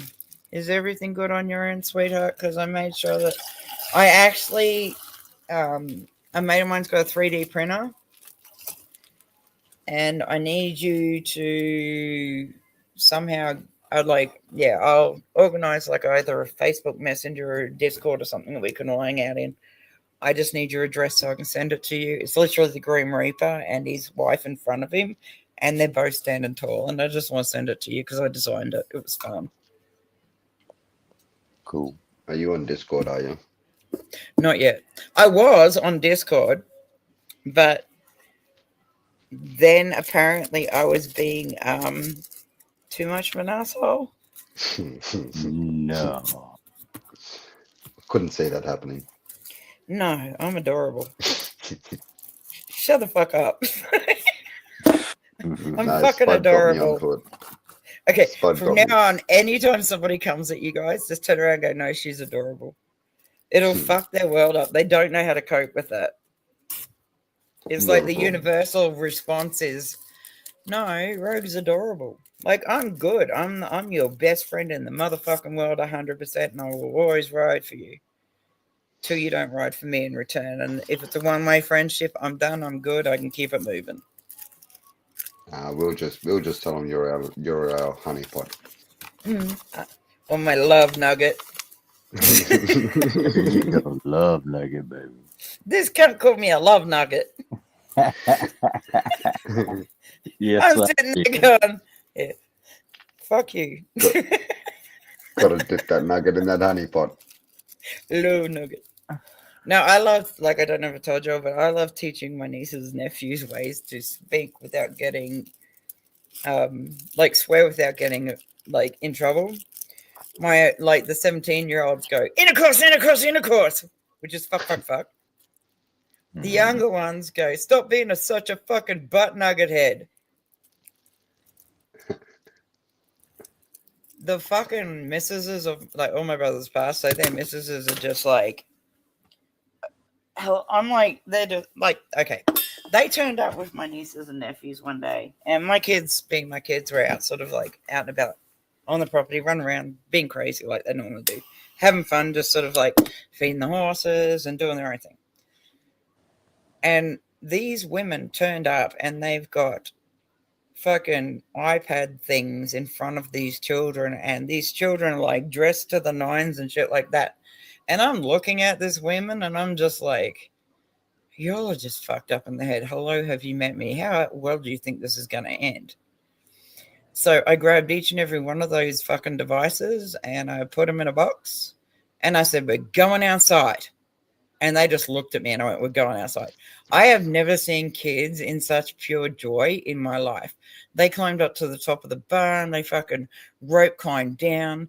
They went into tractor tires. They were rolling down hills. They were swinging and climbing trees and shit like that. Anyway, the mothers turned up, and their kids were filthy from head to toe. Not skin-wise, just outfit-wise. And I said, why are you shocked? I said, stop letting something else raise those kids, please. I just can't with you when you're doing that. Grim baby, hello. Hey. I've missed you. Hello. What up, Grim? How you been, bro? All right. You both in the same place. Dude, how bad are the fucking riots at your place where you're at?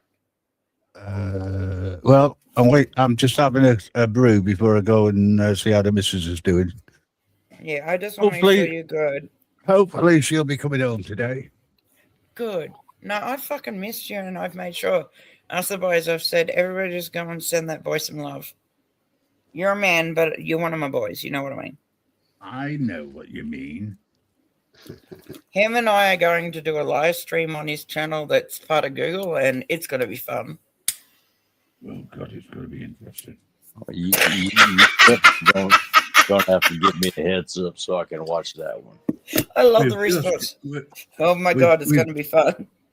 We've just got to make sure it's YouTube friendly. Yeah. Honestly. Well, no promises. At least I don't promise anything I can't deliver on. You know that. So it'll always be me.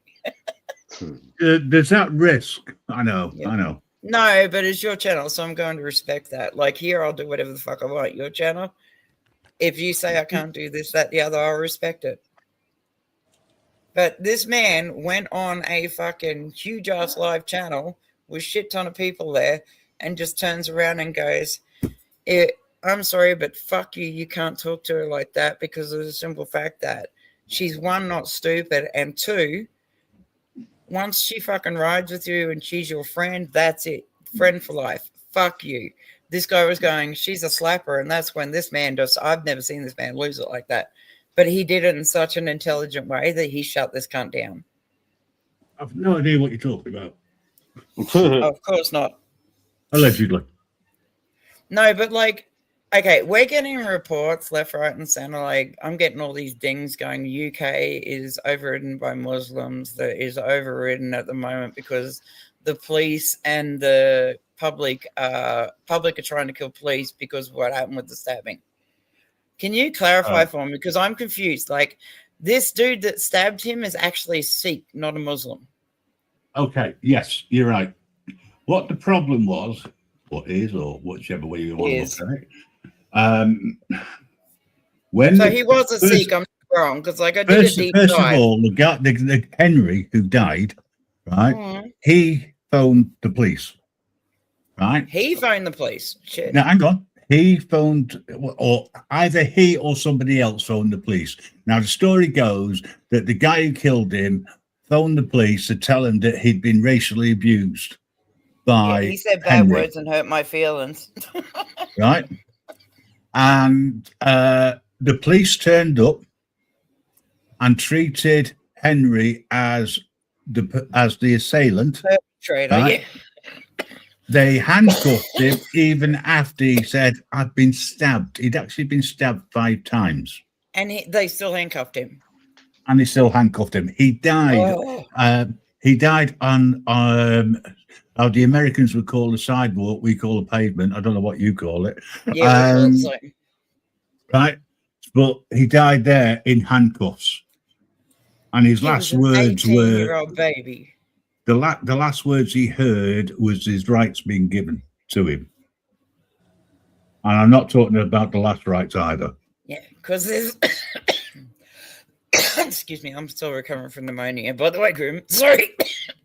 So excuse me, guys. The guy who stabbed him, he's been dealt with. Can I tell you the story that I was told versus the story that I've researched?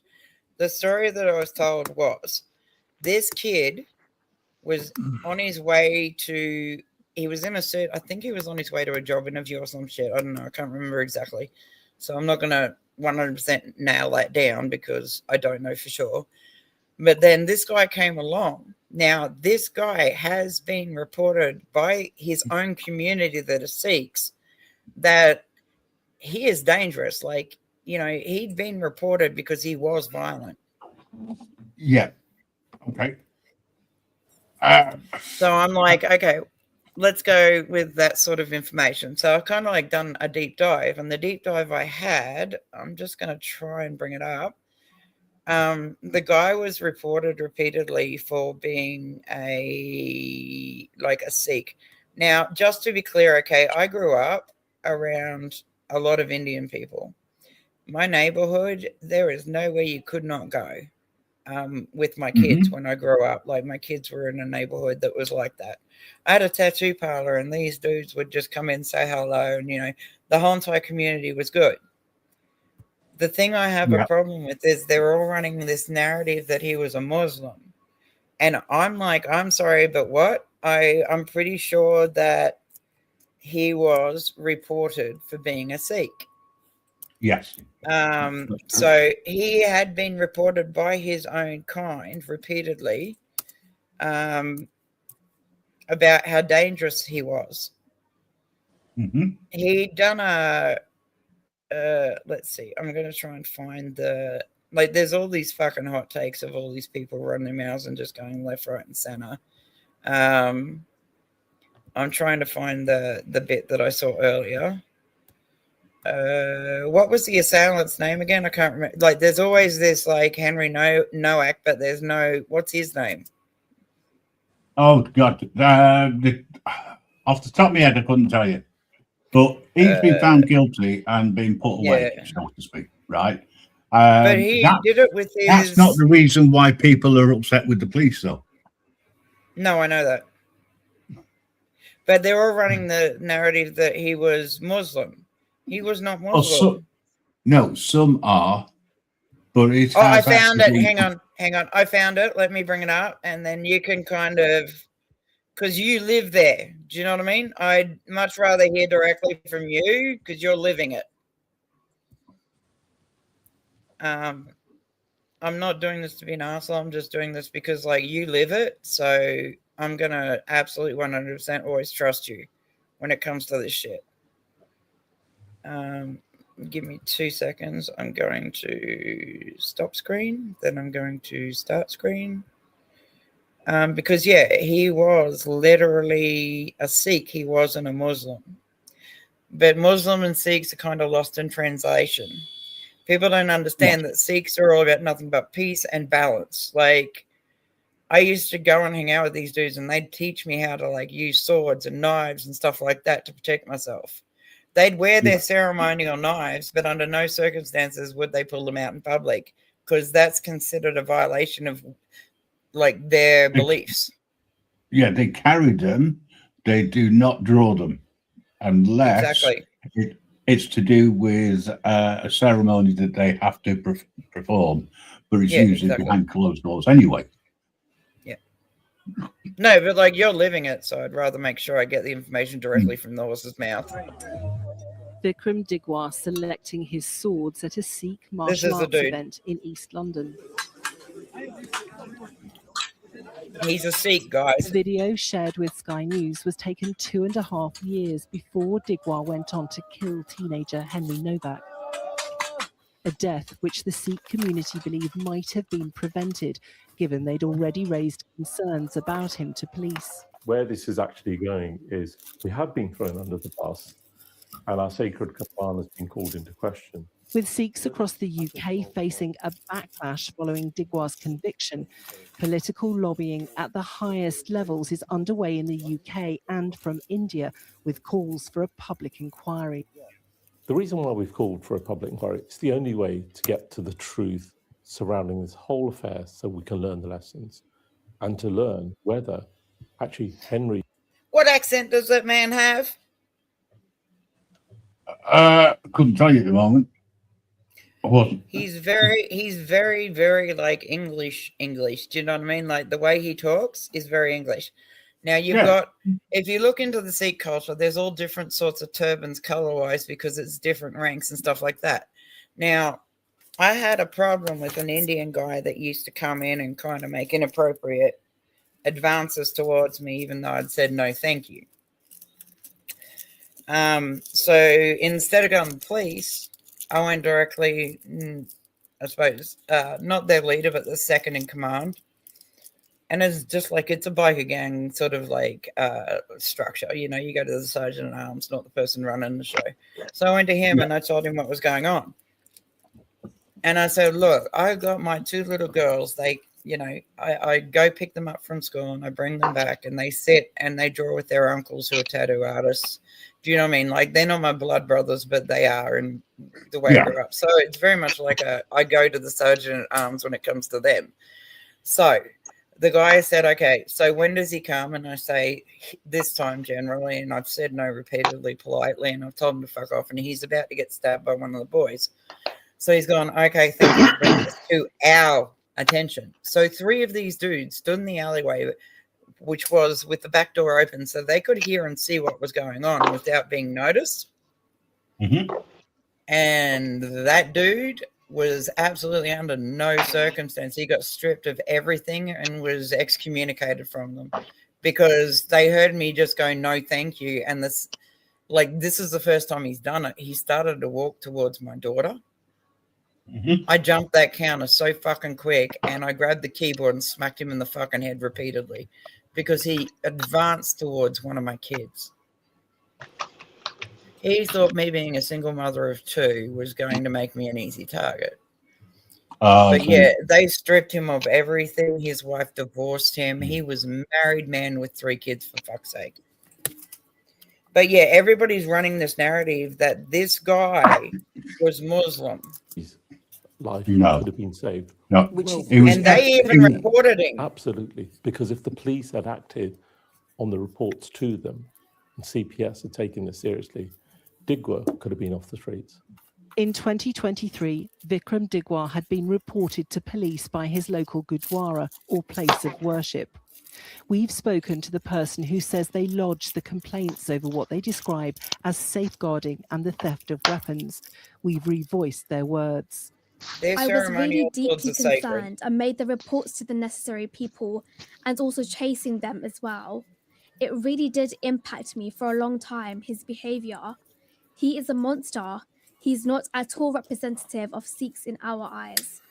In response, Hampshire Police told us, police followed up all available lines of inquiry and arrested 2 men in their 20s on suspicion of theft. On the basis of the evidence which was made available to the police, no further action was taken against these men.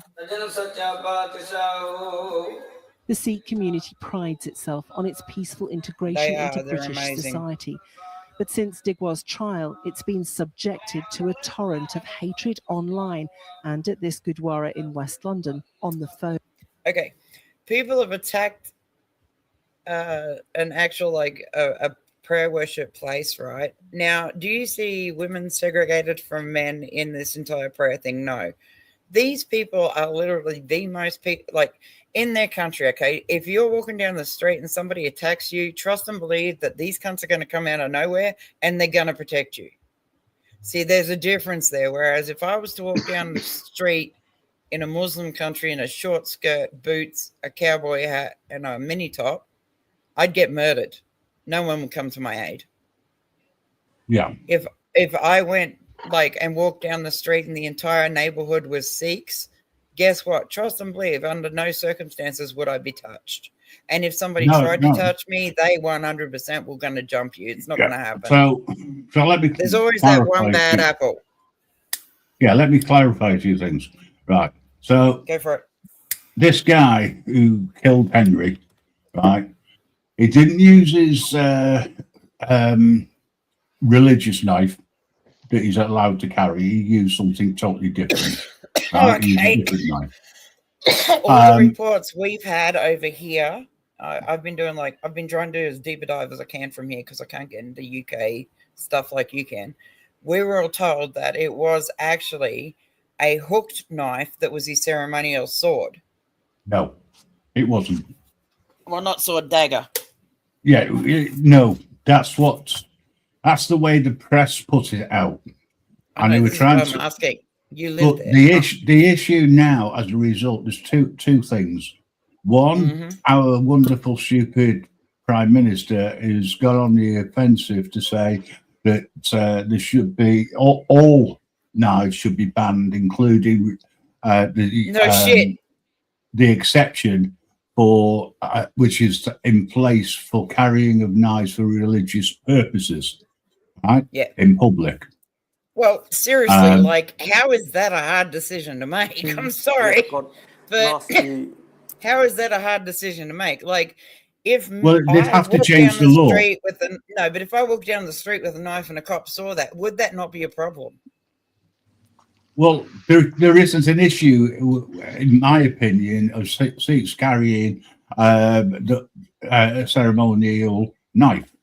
No, they're peaceful people. I've got no problem with that. But what I'm saying is, if you and I went and hung out and it was blatant that I was holding a knife on my fucking hip, would I be treated differently? Yes, because it would be illegal. Unless you had it for. So the country's made. I'm not being a cunt. So the country. So you all have made a rule where it's okay for these guys to walk up and down the street with a knife. Yeah, I'm not being a cunt. I'm just asking. I'm being the devil's advocate. Not just Sikhs. Not just Sikhs. Anybody who carries a ceremonial knife or sword for the purpose of their religion. Yeah. Okay. Do be clear also. Excuse me. Sorry. Still recovering. I've restored like same. knives, fucking ceremony Turkish, fucking amazing. Turkish fighting swords are so beautiful. I've like done anything from Japanese, Chinese, you know, all the way down. And that's why I had such a good like relationship with the Sikhs around my neighborhood, is because they've come to me with like heirlooms of their father's father sort of stuff, and I've restored it. Absolutely sat there, restored it, and brought it back to them. And that is why, under no circumstances, would I be under threat wherever I went, as long as they were there. And this is the thing people don't understand. They're not pushing themselves on anybody. If you have Sikhs in your neighborhood and they're walking around doing their thing, trust and believe that's a good thing. Your neighborhood's safe. You don't need the cops. These people are amazingly, they're very, like, simply put it like this. Like you've got all these different colored turbans, but at the end of the day, just again, like my neighborhood, like our bikers protecting it, but like them and Indians absolutely 100% got along, and the entire neighborhood was safe. Yeah, right. So let me just say the issue. There's two issues. One is now the question of whether or not knives should be banned in public, full stop, regardless. And the other one is the fact that the officers who handcuffed and arrested Henry and failed to even get any first responders or do any first aid I'm tearing treatment. up because I can't just like I'm sorry, I'm tearing up for the simple fact that he's a baby. He was 18. Yeah. He's a baby. But even if he did run his mouth, he didn't deserve that. One officer's been allowed to resign, right? The other one was being put on desk duty. He was allowed to resign so he can come back. No, he won't be allowed back in. He'll get a full pension, but neither of the officers have been charged. That is what the problem is. That's fucked up. Well, a lot of that depends on how the call came in. But he said quite openly, I've been stabbed. There was a body cam, wasn't there? Yes. There's a body cam which has now finally been released. Then right? Should have been charged. And it shows on there the fact that they ignored what he said, and they put him in handcuffs.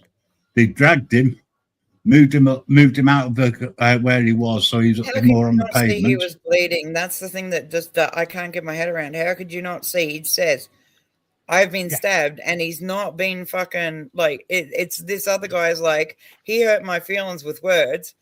Yes. I don't care how much words get. You don't get violent. The best of it was, I say the best of it was, it was a false allegation, but he was treated as if he had made it. There's a two-tier system of policing, and it seems to be that's dereliction of duty on. Yeah, the other day I literally was like doing.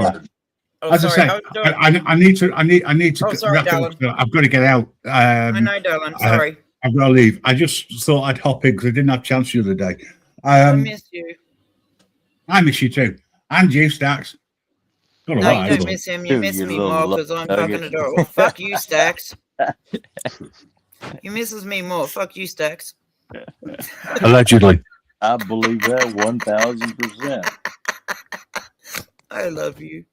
Believe what you like. It's whether it's true, false, or indifferent. Anyway. Yeah,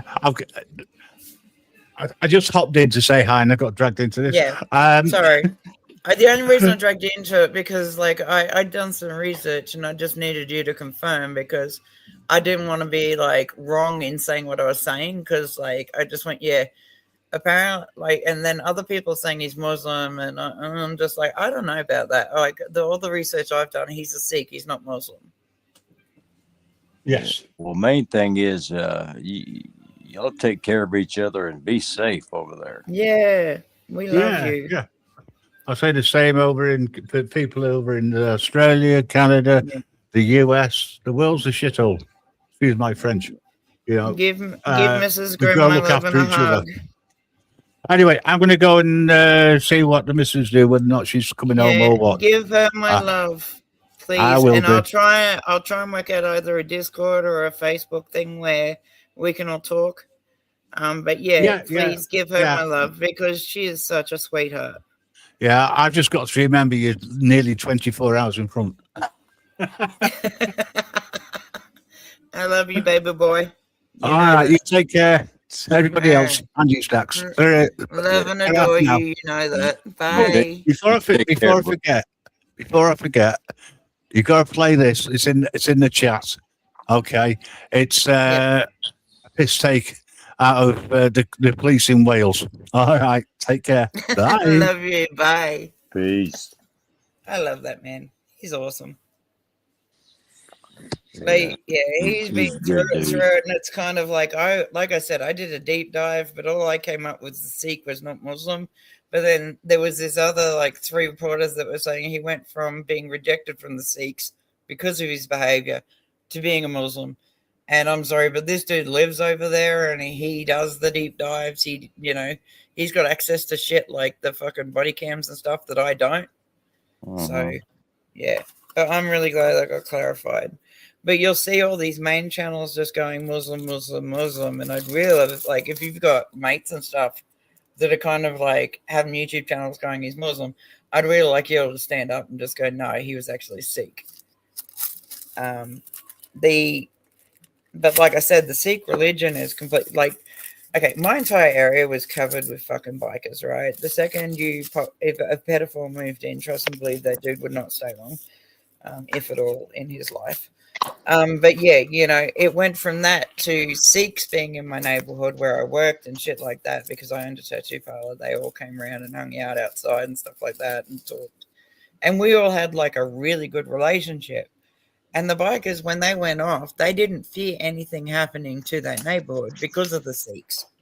Like, they keep themselves to themselves and they do their own thing and they believe what they believe. If you've got questions, they'll absolutely answer them.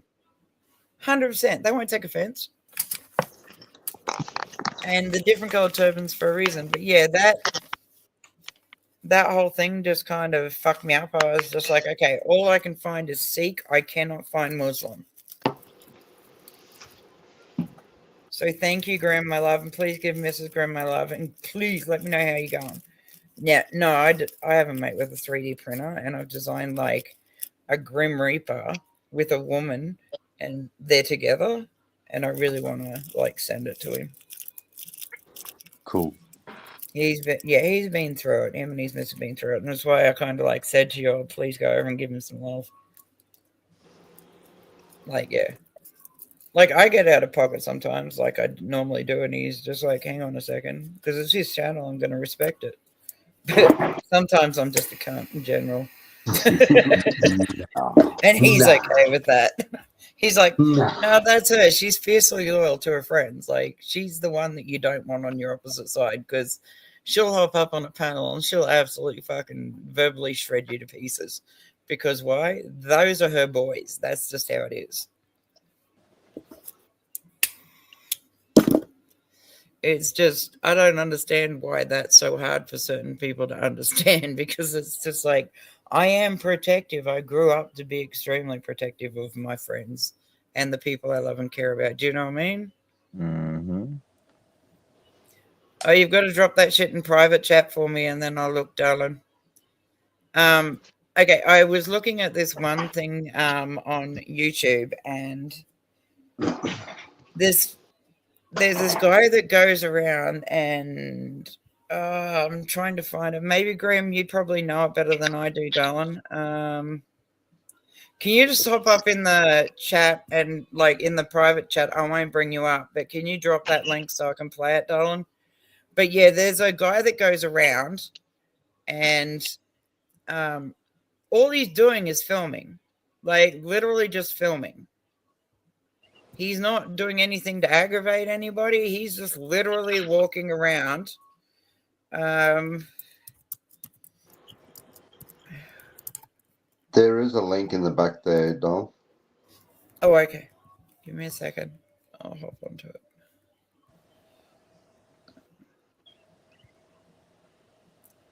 Thank you, Grim, my love. No. Like, this dude and I have ridden for each other for like 4 years, 5 years now. So, yeah, you can understand if somebody comes at him sideways, I'm about to get all sorts of fucked up and in your face. And, like, he's defended me when he didn't need to. Like, he's 100% like, just gone, no, you don't understand. You're missing out on an opportunity here because this woman is real. She fucking loves you and she loves hard. That's just her. And so it's kind of cool just to have people understand where I'm coming from, like you guys. Mm-hmm. Because, like, I grew up in a very real environment. There was no bullshit the way I grew up. I'm trying to bring that up. Give me a second. Paste. Enter. Bring it up.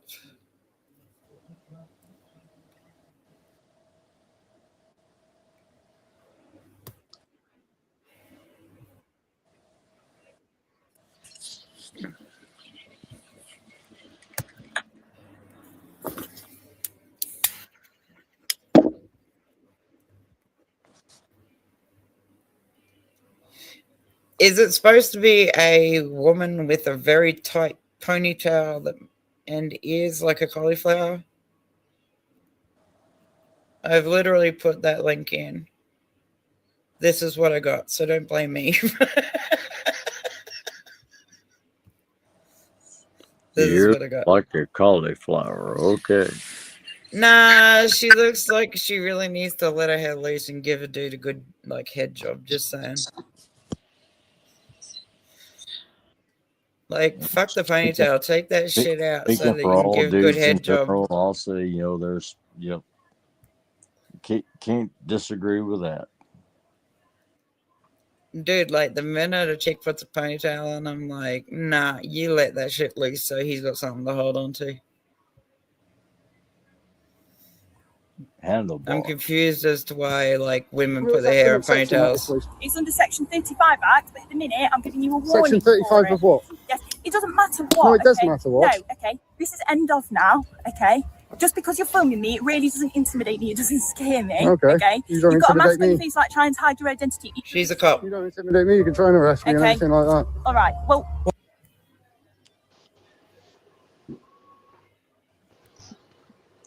Can you bring it up, Grim? Because that's all I got.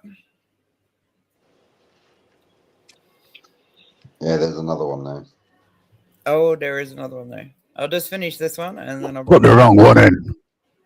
Oh, did you? Okay. That's okay. Like, seriously, like, chicks with ponytails that tight, I'm like, what the fuck is wrong with you? Let that shit out. Well, for cops, they do it for safety reasons.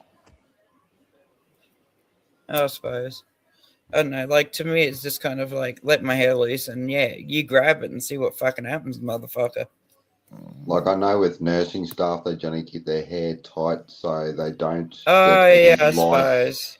Yeah, but I'm just talking about in general. If I'm walking around, man, my hair's down. I don't give a fuck. I wonder what HEDD is it HEDDLU? Because that's what I got. LU means. Perhaps it's the name of the new ambulances being used to transport the obedient.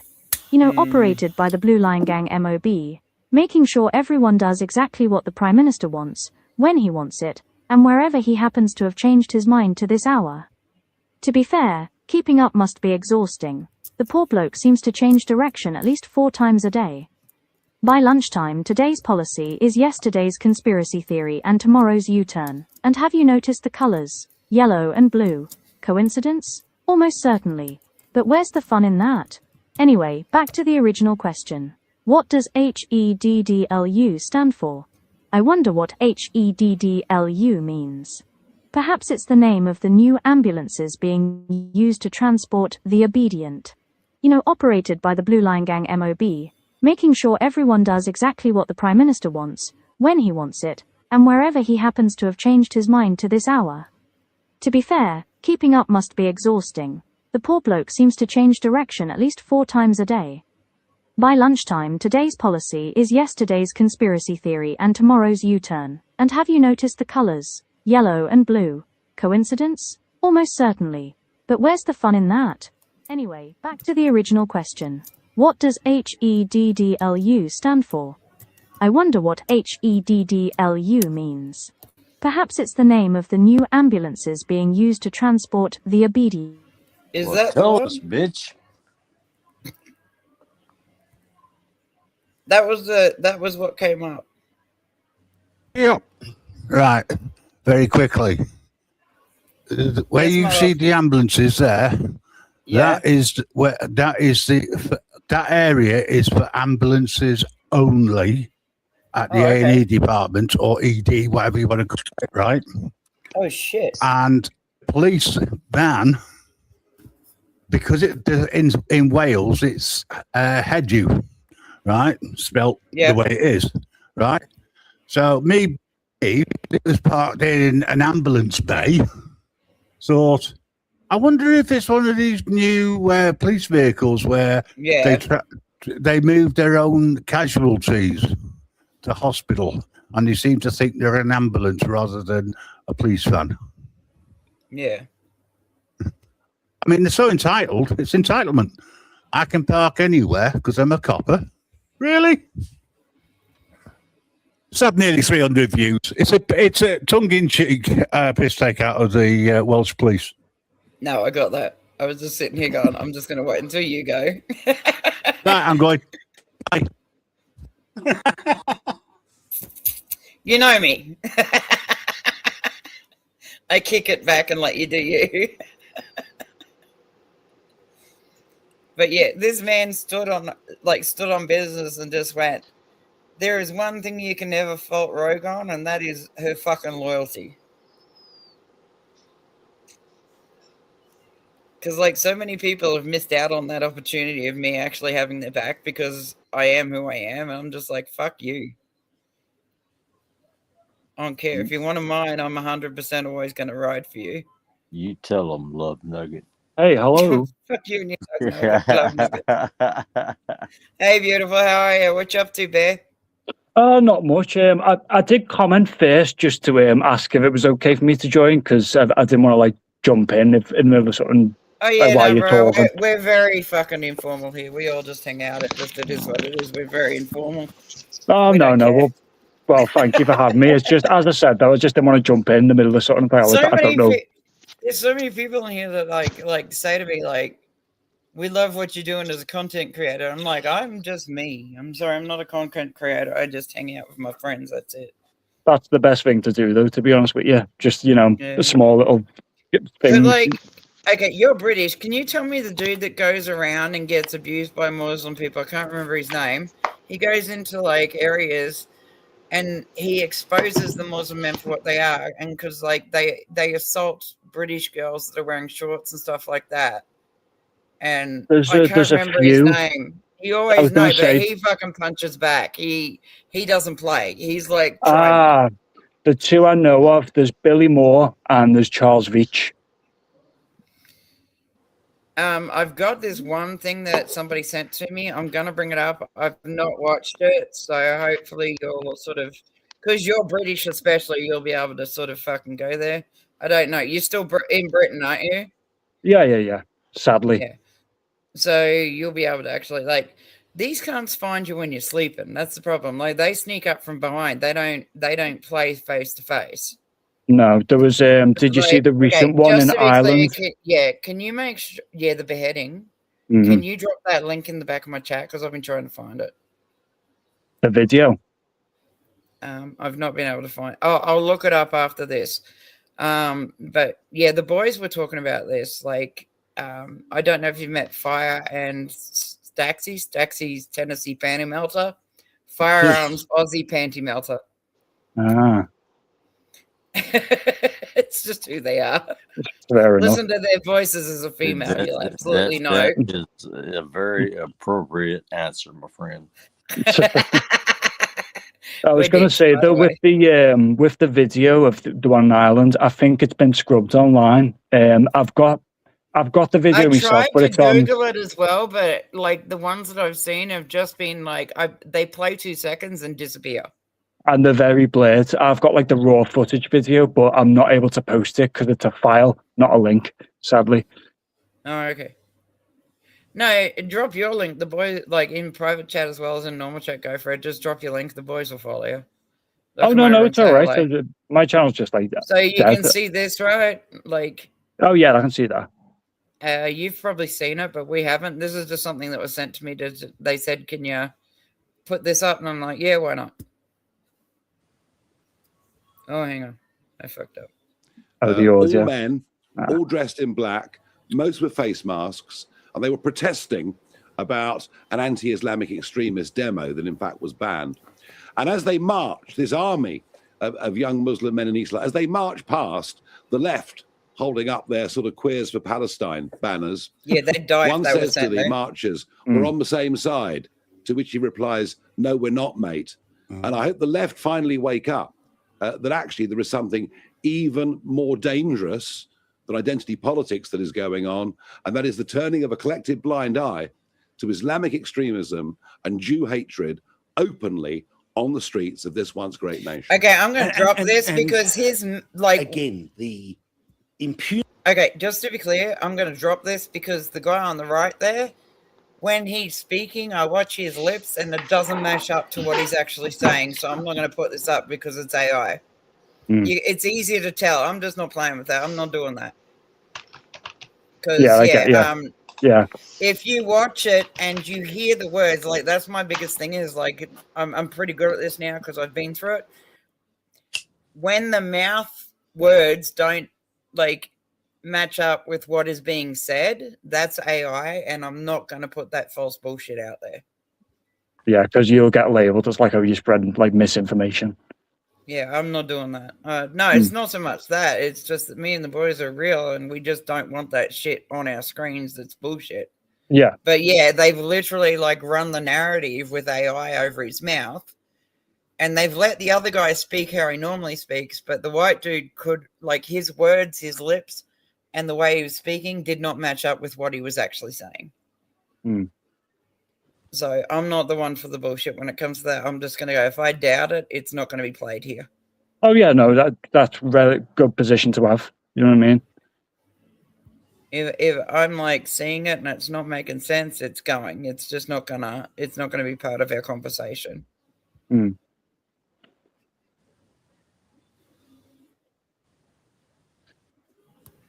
We played before. I don't know if you've seen this. Oh, hang on. Sorry, Fire Darling.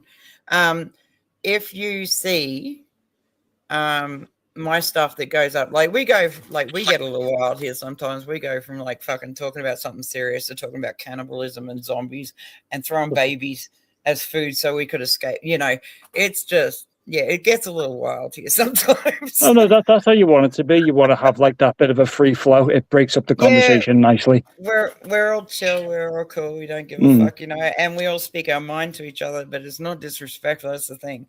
People fight on here, and I'm just like, why don't you just shut the fuck up and listen to each other? If you don't agree, you don't agree. What the fuck's the biggest problem in your world? Exactly, yeah. Don't let like simple things be divisive with people. Absolutely, 100%. Please feel free to speak your mind. We were just talking with Graham. Do you know Graham? No. Okay, Grim Reaper is one of my besties. I love him. Been like hanging out for like 4 years now. He's one of my best friends in the world, like you guys are. And he's like, him and I were talking and stuff like that. Now, there was all this whole like false narrative of, I did a deep dive trying to find out the religion of the dude that stabbed that kid. Sorry, it breaks my heart every time I like fucking say it. He's 18, he's a baby. But the dude was actually Sikh. He wasn't Muslim. Oh yeah, he was Sikh, yeah. And there's this narrative running left, right, and center that he was Muslim. I did a deep dive, but thing. I wasn't sure because I haven't heard back from certain other people that live over there. But Grim jumped in, and I was just like, Grim, is it true he wasn't Muslim, that he was a Sikh? And he's gone, yeah. And then I've like gone, okay, cool, because I was told that he'd gone from Sikh religion to being a Muslim, and that's when he did what he did. And I'm just like, I need to talk to Grim because Grim lives it. He's over there. He can get the facts. He can get the body cam. He can get everything for me. So we all support each other here. It's just kind of like, but if something's being said and it's not true, Yeah, you need to dispel it straight away. I need y'all just to stand up. If it's not true, stand up for it and just go, nah, that's not what happened. Just so we know, because like you live there, we don't. I found this Islam in England is unstoppable, right? So we're about to watch this shit just for the sheer fact that this is the stuff that's being pumped 24/7 to the world outside of where you live. Everybody thinks that your country, you have to wake up and bow down to fucking Sharia While law. traditional religions are declining with the percentage of Christians falling below 50% for the first time, the Muslim community has surged by 44% in just a decade, reaching 3.9 million people. The most shocking figure is this: while the average Christian in England is 51 years old, the average Muslim is only 27. The dominance of 1,500 mosques that have sprung up has turned cities like Birmingham into a new Mecca, causing simmering conflicts to erupt into violence.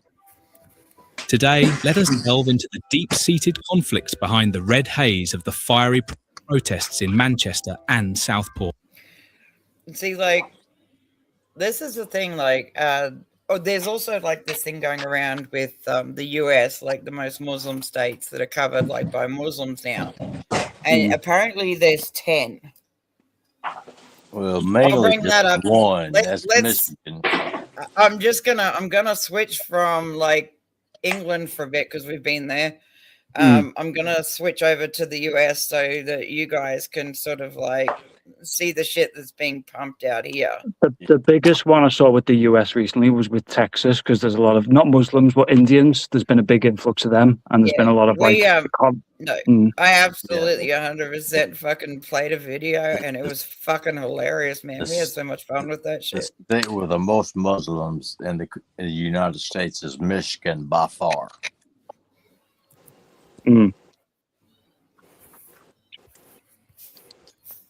God damn, my computer. But yeah, leave it to them fucking Yankees. You know, down here in the South, that shit ain't gonna fly.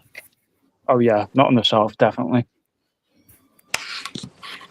No, like I sent Staxy a thing where like there's all these like people that are Navy SEALs and stuff hanging around in the background and just like talking and shit like that. And they said, yeah, there's going to be a big problem if they head up like down south with some rednecks, because you're going to hear the sirens going and it's a full bag limit of bodies and skinning per person, because you turn up on their doorsteps and try that shit. That ain't going to go well for anyone. Somebody's going to die repeatedly. I'll see if I can't find that link, because it is funny and it's kind of like a break for us all. Give me a second. That's one of the best things about Tennessee. We are what's called a constitutional carry state. We can open carry firearms. We can conceal carry firearms with no license, no anything. It's 100% legal. And the crime rate, I want to go into these dudes' basements and just find go there. But yeah, I'm trying to find that one with the Navy SEALs, because that shit was funny when they were sitting around. I sent it to Staxy one time, and he just he lost it. He thought it was funny as fuck, because it's kind of true. You've got to kind of worry about the fact that if you turn up in Redneckville, the siren's going to go off and they're just going to smile and pull out their fucking ammo. That's just how that works. Well, do you remember Top Gear, where they went to the south and they had like those insulting things on the cars, and immediately within 5 minutes the woman comes out, she's like, right, I'm getting the boys, and a truck of like 10 guys show up, and it's like, if that is what they do over like stuff on the car, you know. Exactly. It's like there's so many like I'm totally down for you having your own culture and stuff like that, and I'm down for hanging out and working it out and sitting down and having that conversation. The thing I won't do is have you tell me how to live my life in my country. That's a very different conversation, and it's not going to end well for you.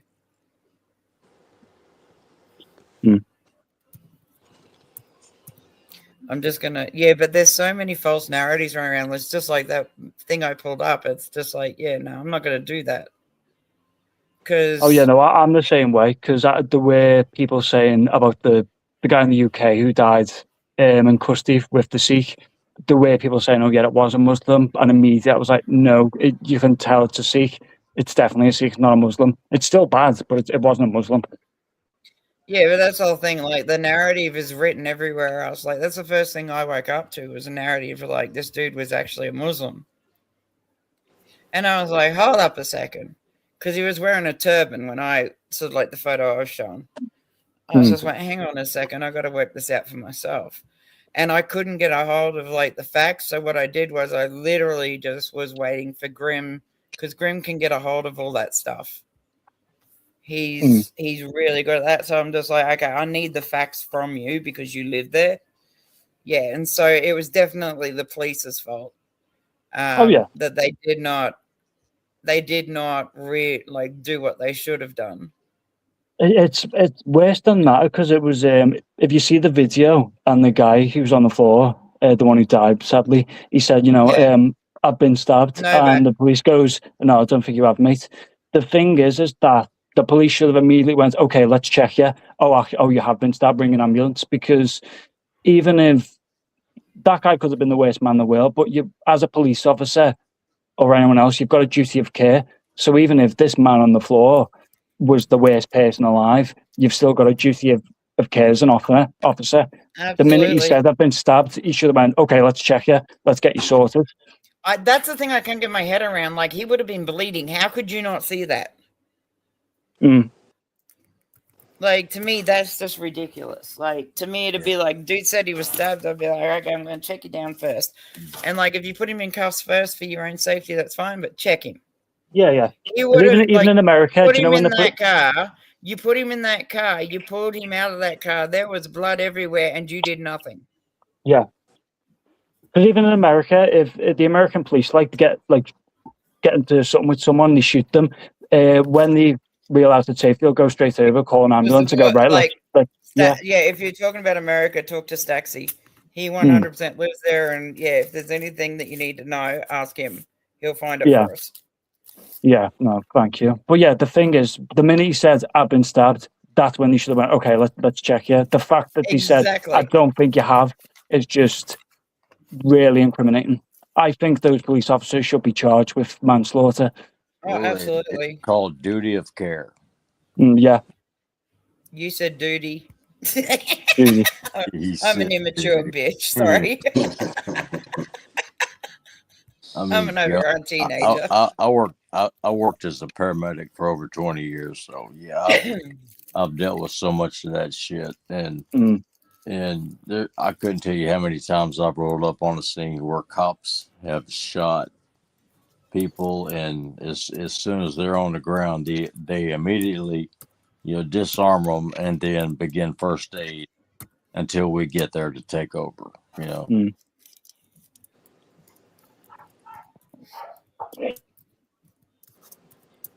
But yeah, if they shot them and just let them lay there and possibly bleed out until we got there, then yeah, they're not going to be a cop very long. They're going to be an inmate in a prison. Sorry, I just had to mute them. My dog barked. Don't want to go in front of the stream. But yeah, I hear what you said then, and yeah, completely agree. So yeah, like these guys, all of the guys that hang around me and stuff like that, and there are girls too, but they're generally too busy with other guys. No, it's kind of like they have their loyalties, and I'm okay with that. I don't agree with some of the people I hang out with, but I don't judge them for it.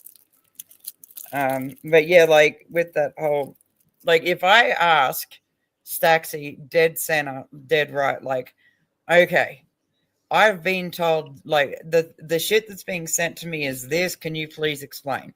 And he will go, okay, I'm going to look into it, and he'll tell me everything, because it's hard for me to get information from other countries because I'm in Australia. But like, it's not hard. All I've got to do is reach out to one of them, and they'll absolutely 100% look into it, and or they know, and they're just going to answer it straight away. And I trust them because they don't bullshit me. By the way, did you see that comment from Mr. Jono? In the chat, yeah. Which one? This one.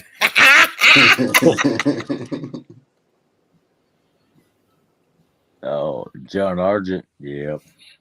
There's my response. He's a fucking Yankee. And there's my response. Yeah, the bad thing about those Yankees is, you know, they're well known for eating crayons. Marine MREs. Yeah, I give him shit about eating crayons and deep breath, Floyd. Deep breath. This man about licking windows. Yeah, come on now. Think about it.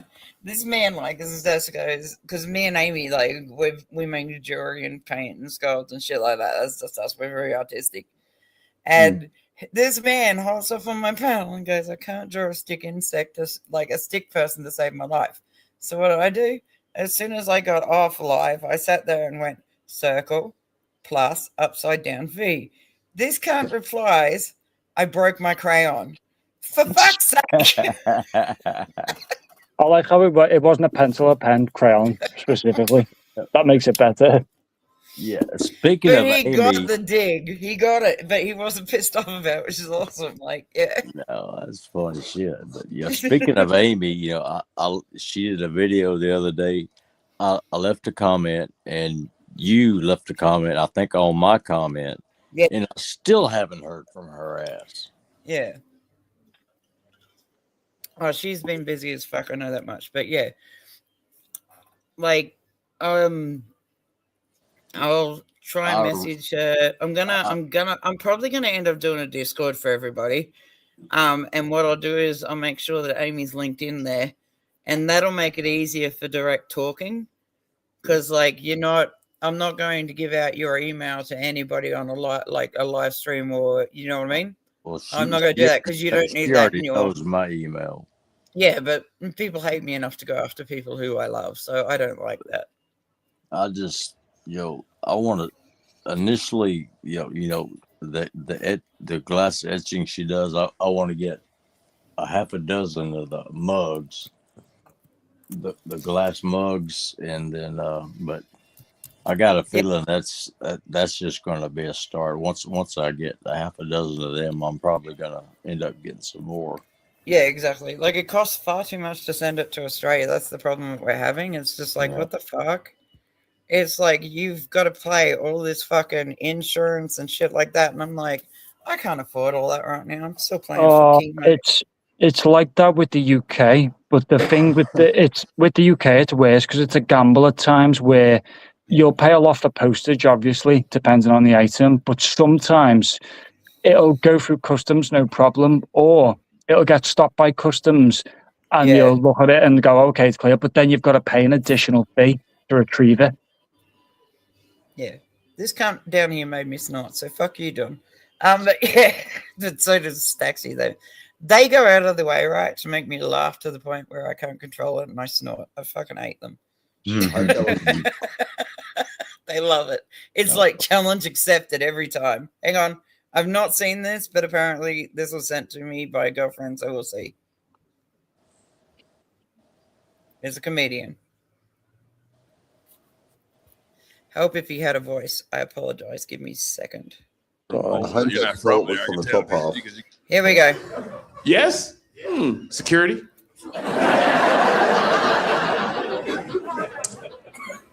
You're not from home. You're not from there, I can tell, because you got all your teeth.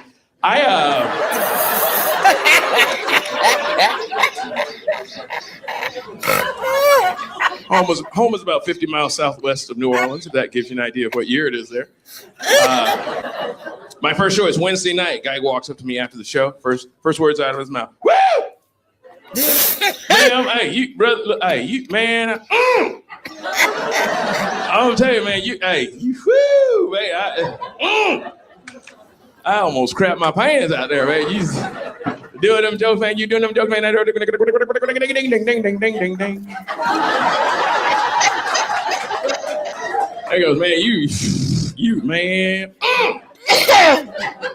You out there, man. Hey, look here.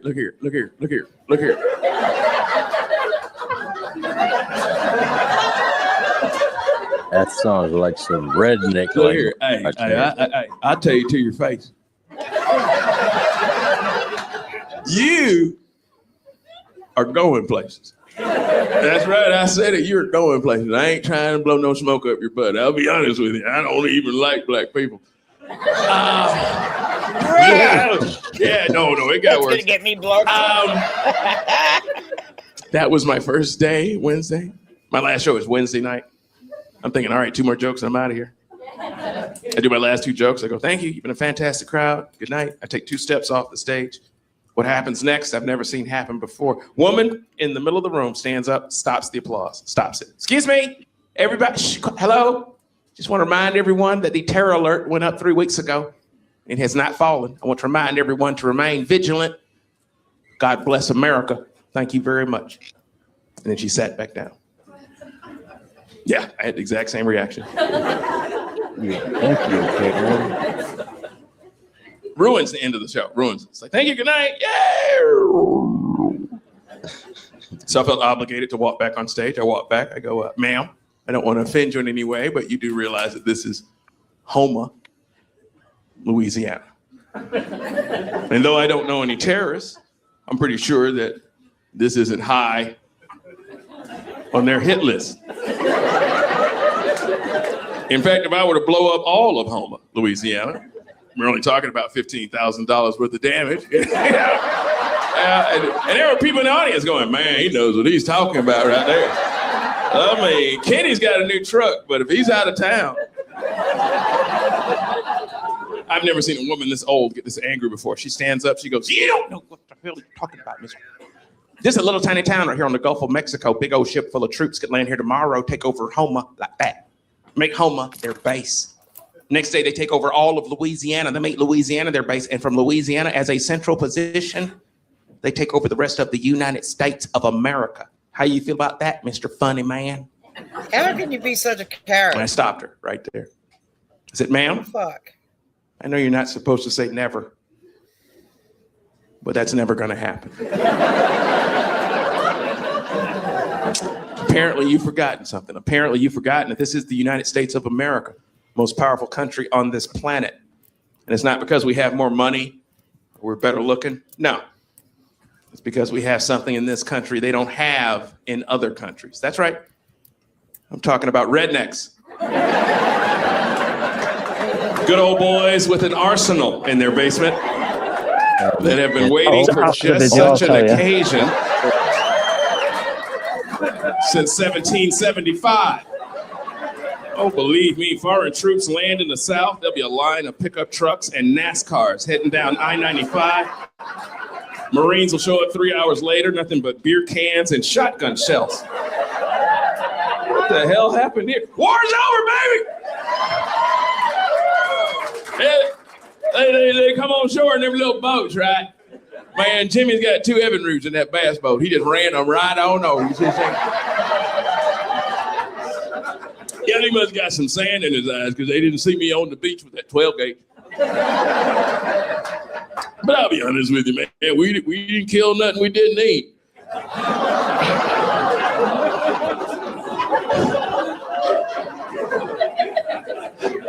Try some of this barbecue we got right here. I call it El. I got a better one for you.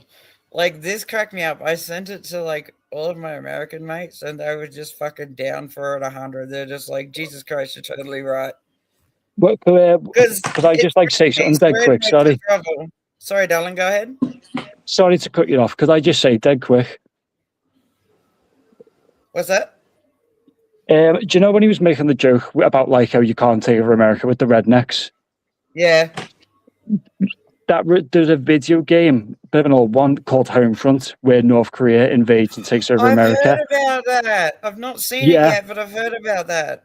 It's like an old one, but in the game, right, the North Koreans don't take over the south of the United States because of the rednecks.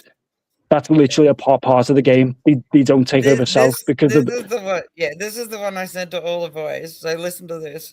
invaded America, the biggest issue would be our government trying to convince rednecks to not taxidermy the invaders. It's funny they sent rednecks to war in the Pacific and they did things like this. Y'all ever seen a Chinese jackalope? The parachutes start falling and the town just gets over like the tornado siren loudspeakers telling everybody the bag limit, not to take cover. You're only allowed 4. We need enough to go around. If anybody ever invaded America, the biggest issue would be our... I'm sorry, but that's so fucking true. I'm sorry, I know a lot of rednecks in America. That shit just had me dying. Like, I was in tears laughing. And it took, like, I was trying to find it so that I could send it to Stacks because I spent 3 hours trying to re-find it because it was funny as fuck. It's like, you've got a bag limit, you know? A bag limit of Chinese jackalopes. That's hilarious. It's just like, you ever seen a Chinese jackalope? Like, this is the shit that had me like buckled over laughing because, like I said, I found something. I got to send it to you. So I literally had to go like 3 hours back into my fucking feed and find it. And I was just like, I have to send this to Stacks because, like, could you imagine them just turning up and like the sirens going off and they're all just like, they're going, this is the day we've been waiting for, boys. Let's go. Do you know what? That is exactly what they're for. They're just totally just standing there going, yep, we don't play here. You want to come try and invade us? Great. There is no bag limit. Let's go. You know, like that shit just had me dying. I was in tears laughing. My mate was looking at me like I was a fucking weirdo because I had my headphones on and I was like watching something and I just rewatched it and burst out laughing. And I could not stop laughing. And they're like looking at me and I went, I'm not going to share it with you because you just would not appreciate the humor. And like somebody called me a redneck one day and I'm like, I'm the redneck that puts food on your table, so you need to shut the fuck up. I was say, does Australia have like its own version of rednecks, or is that like not? No. Rednecks are universal. Like seriously, like it's from sunburn on your neck. Yeah, it's working on basically farms and refers working to hard. farmers.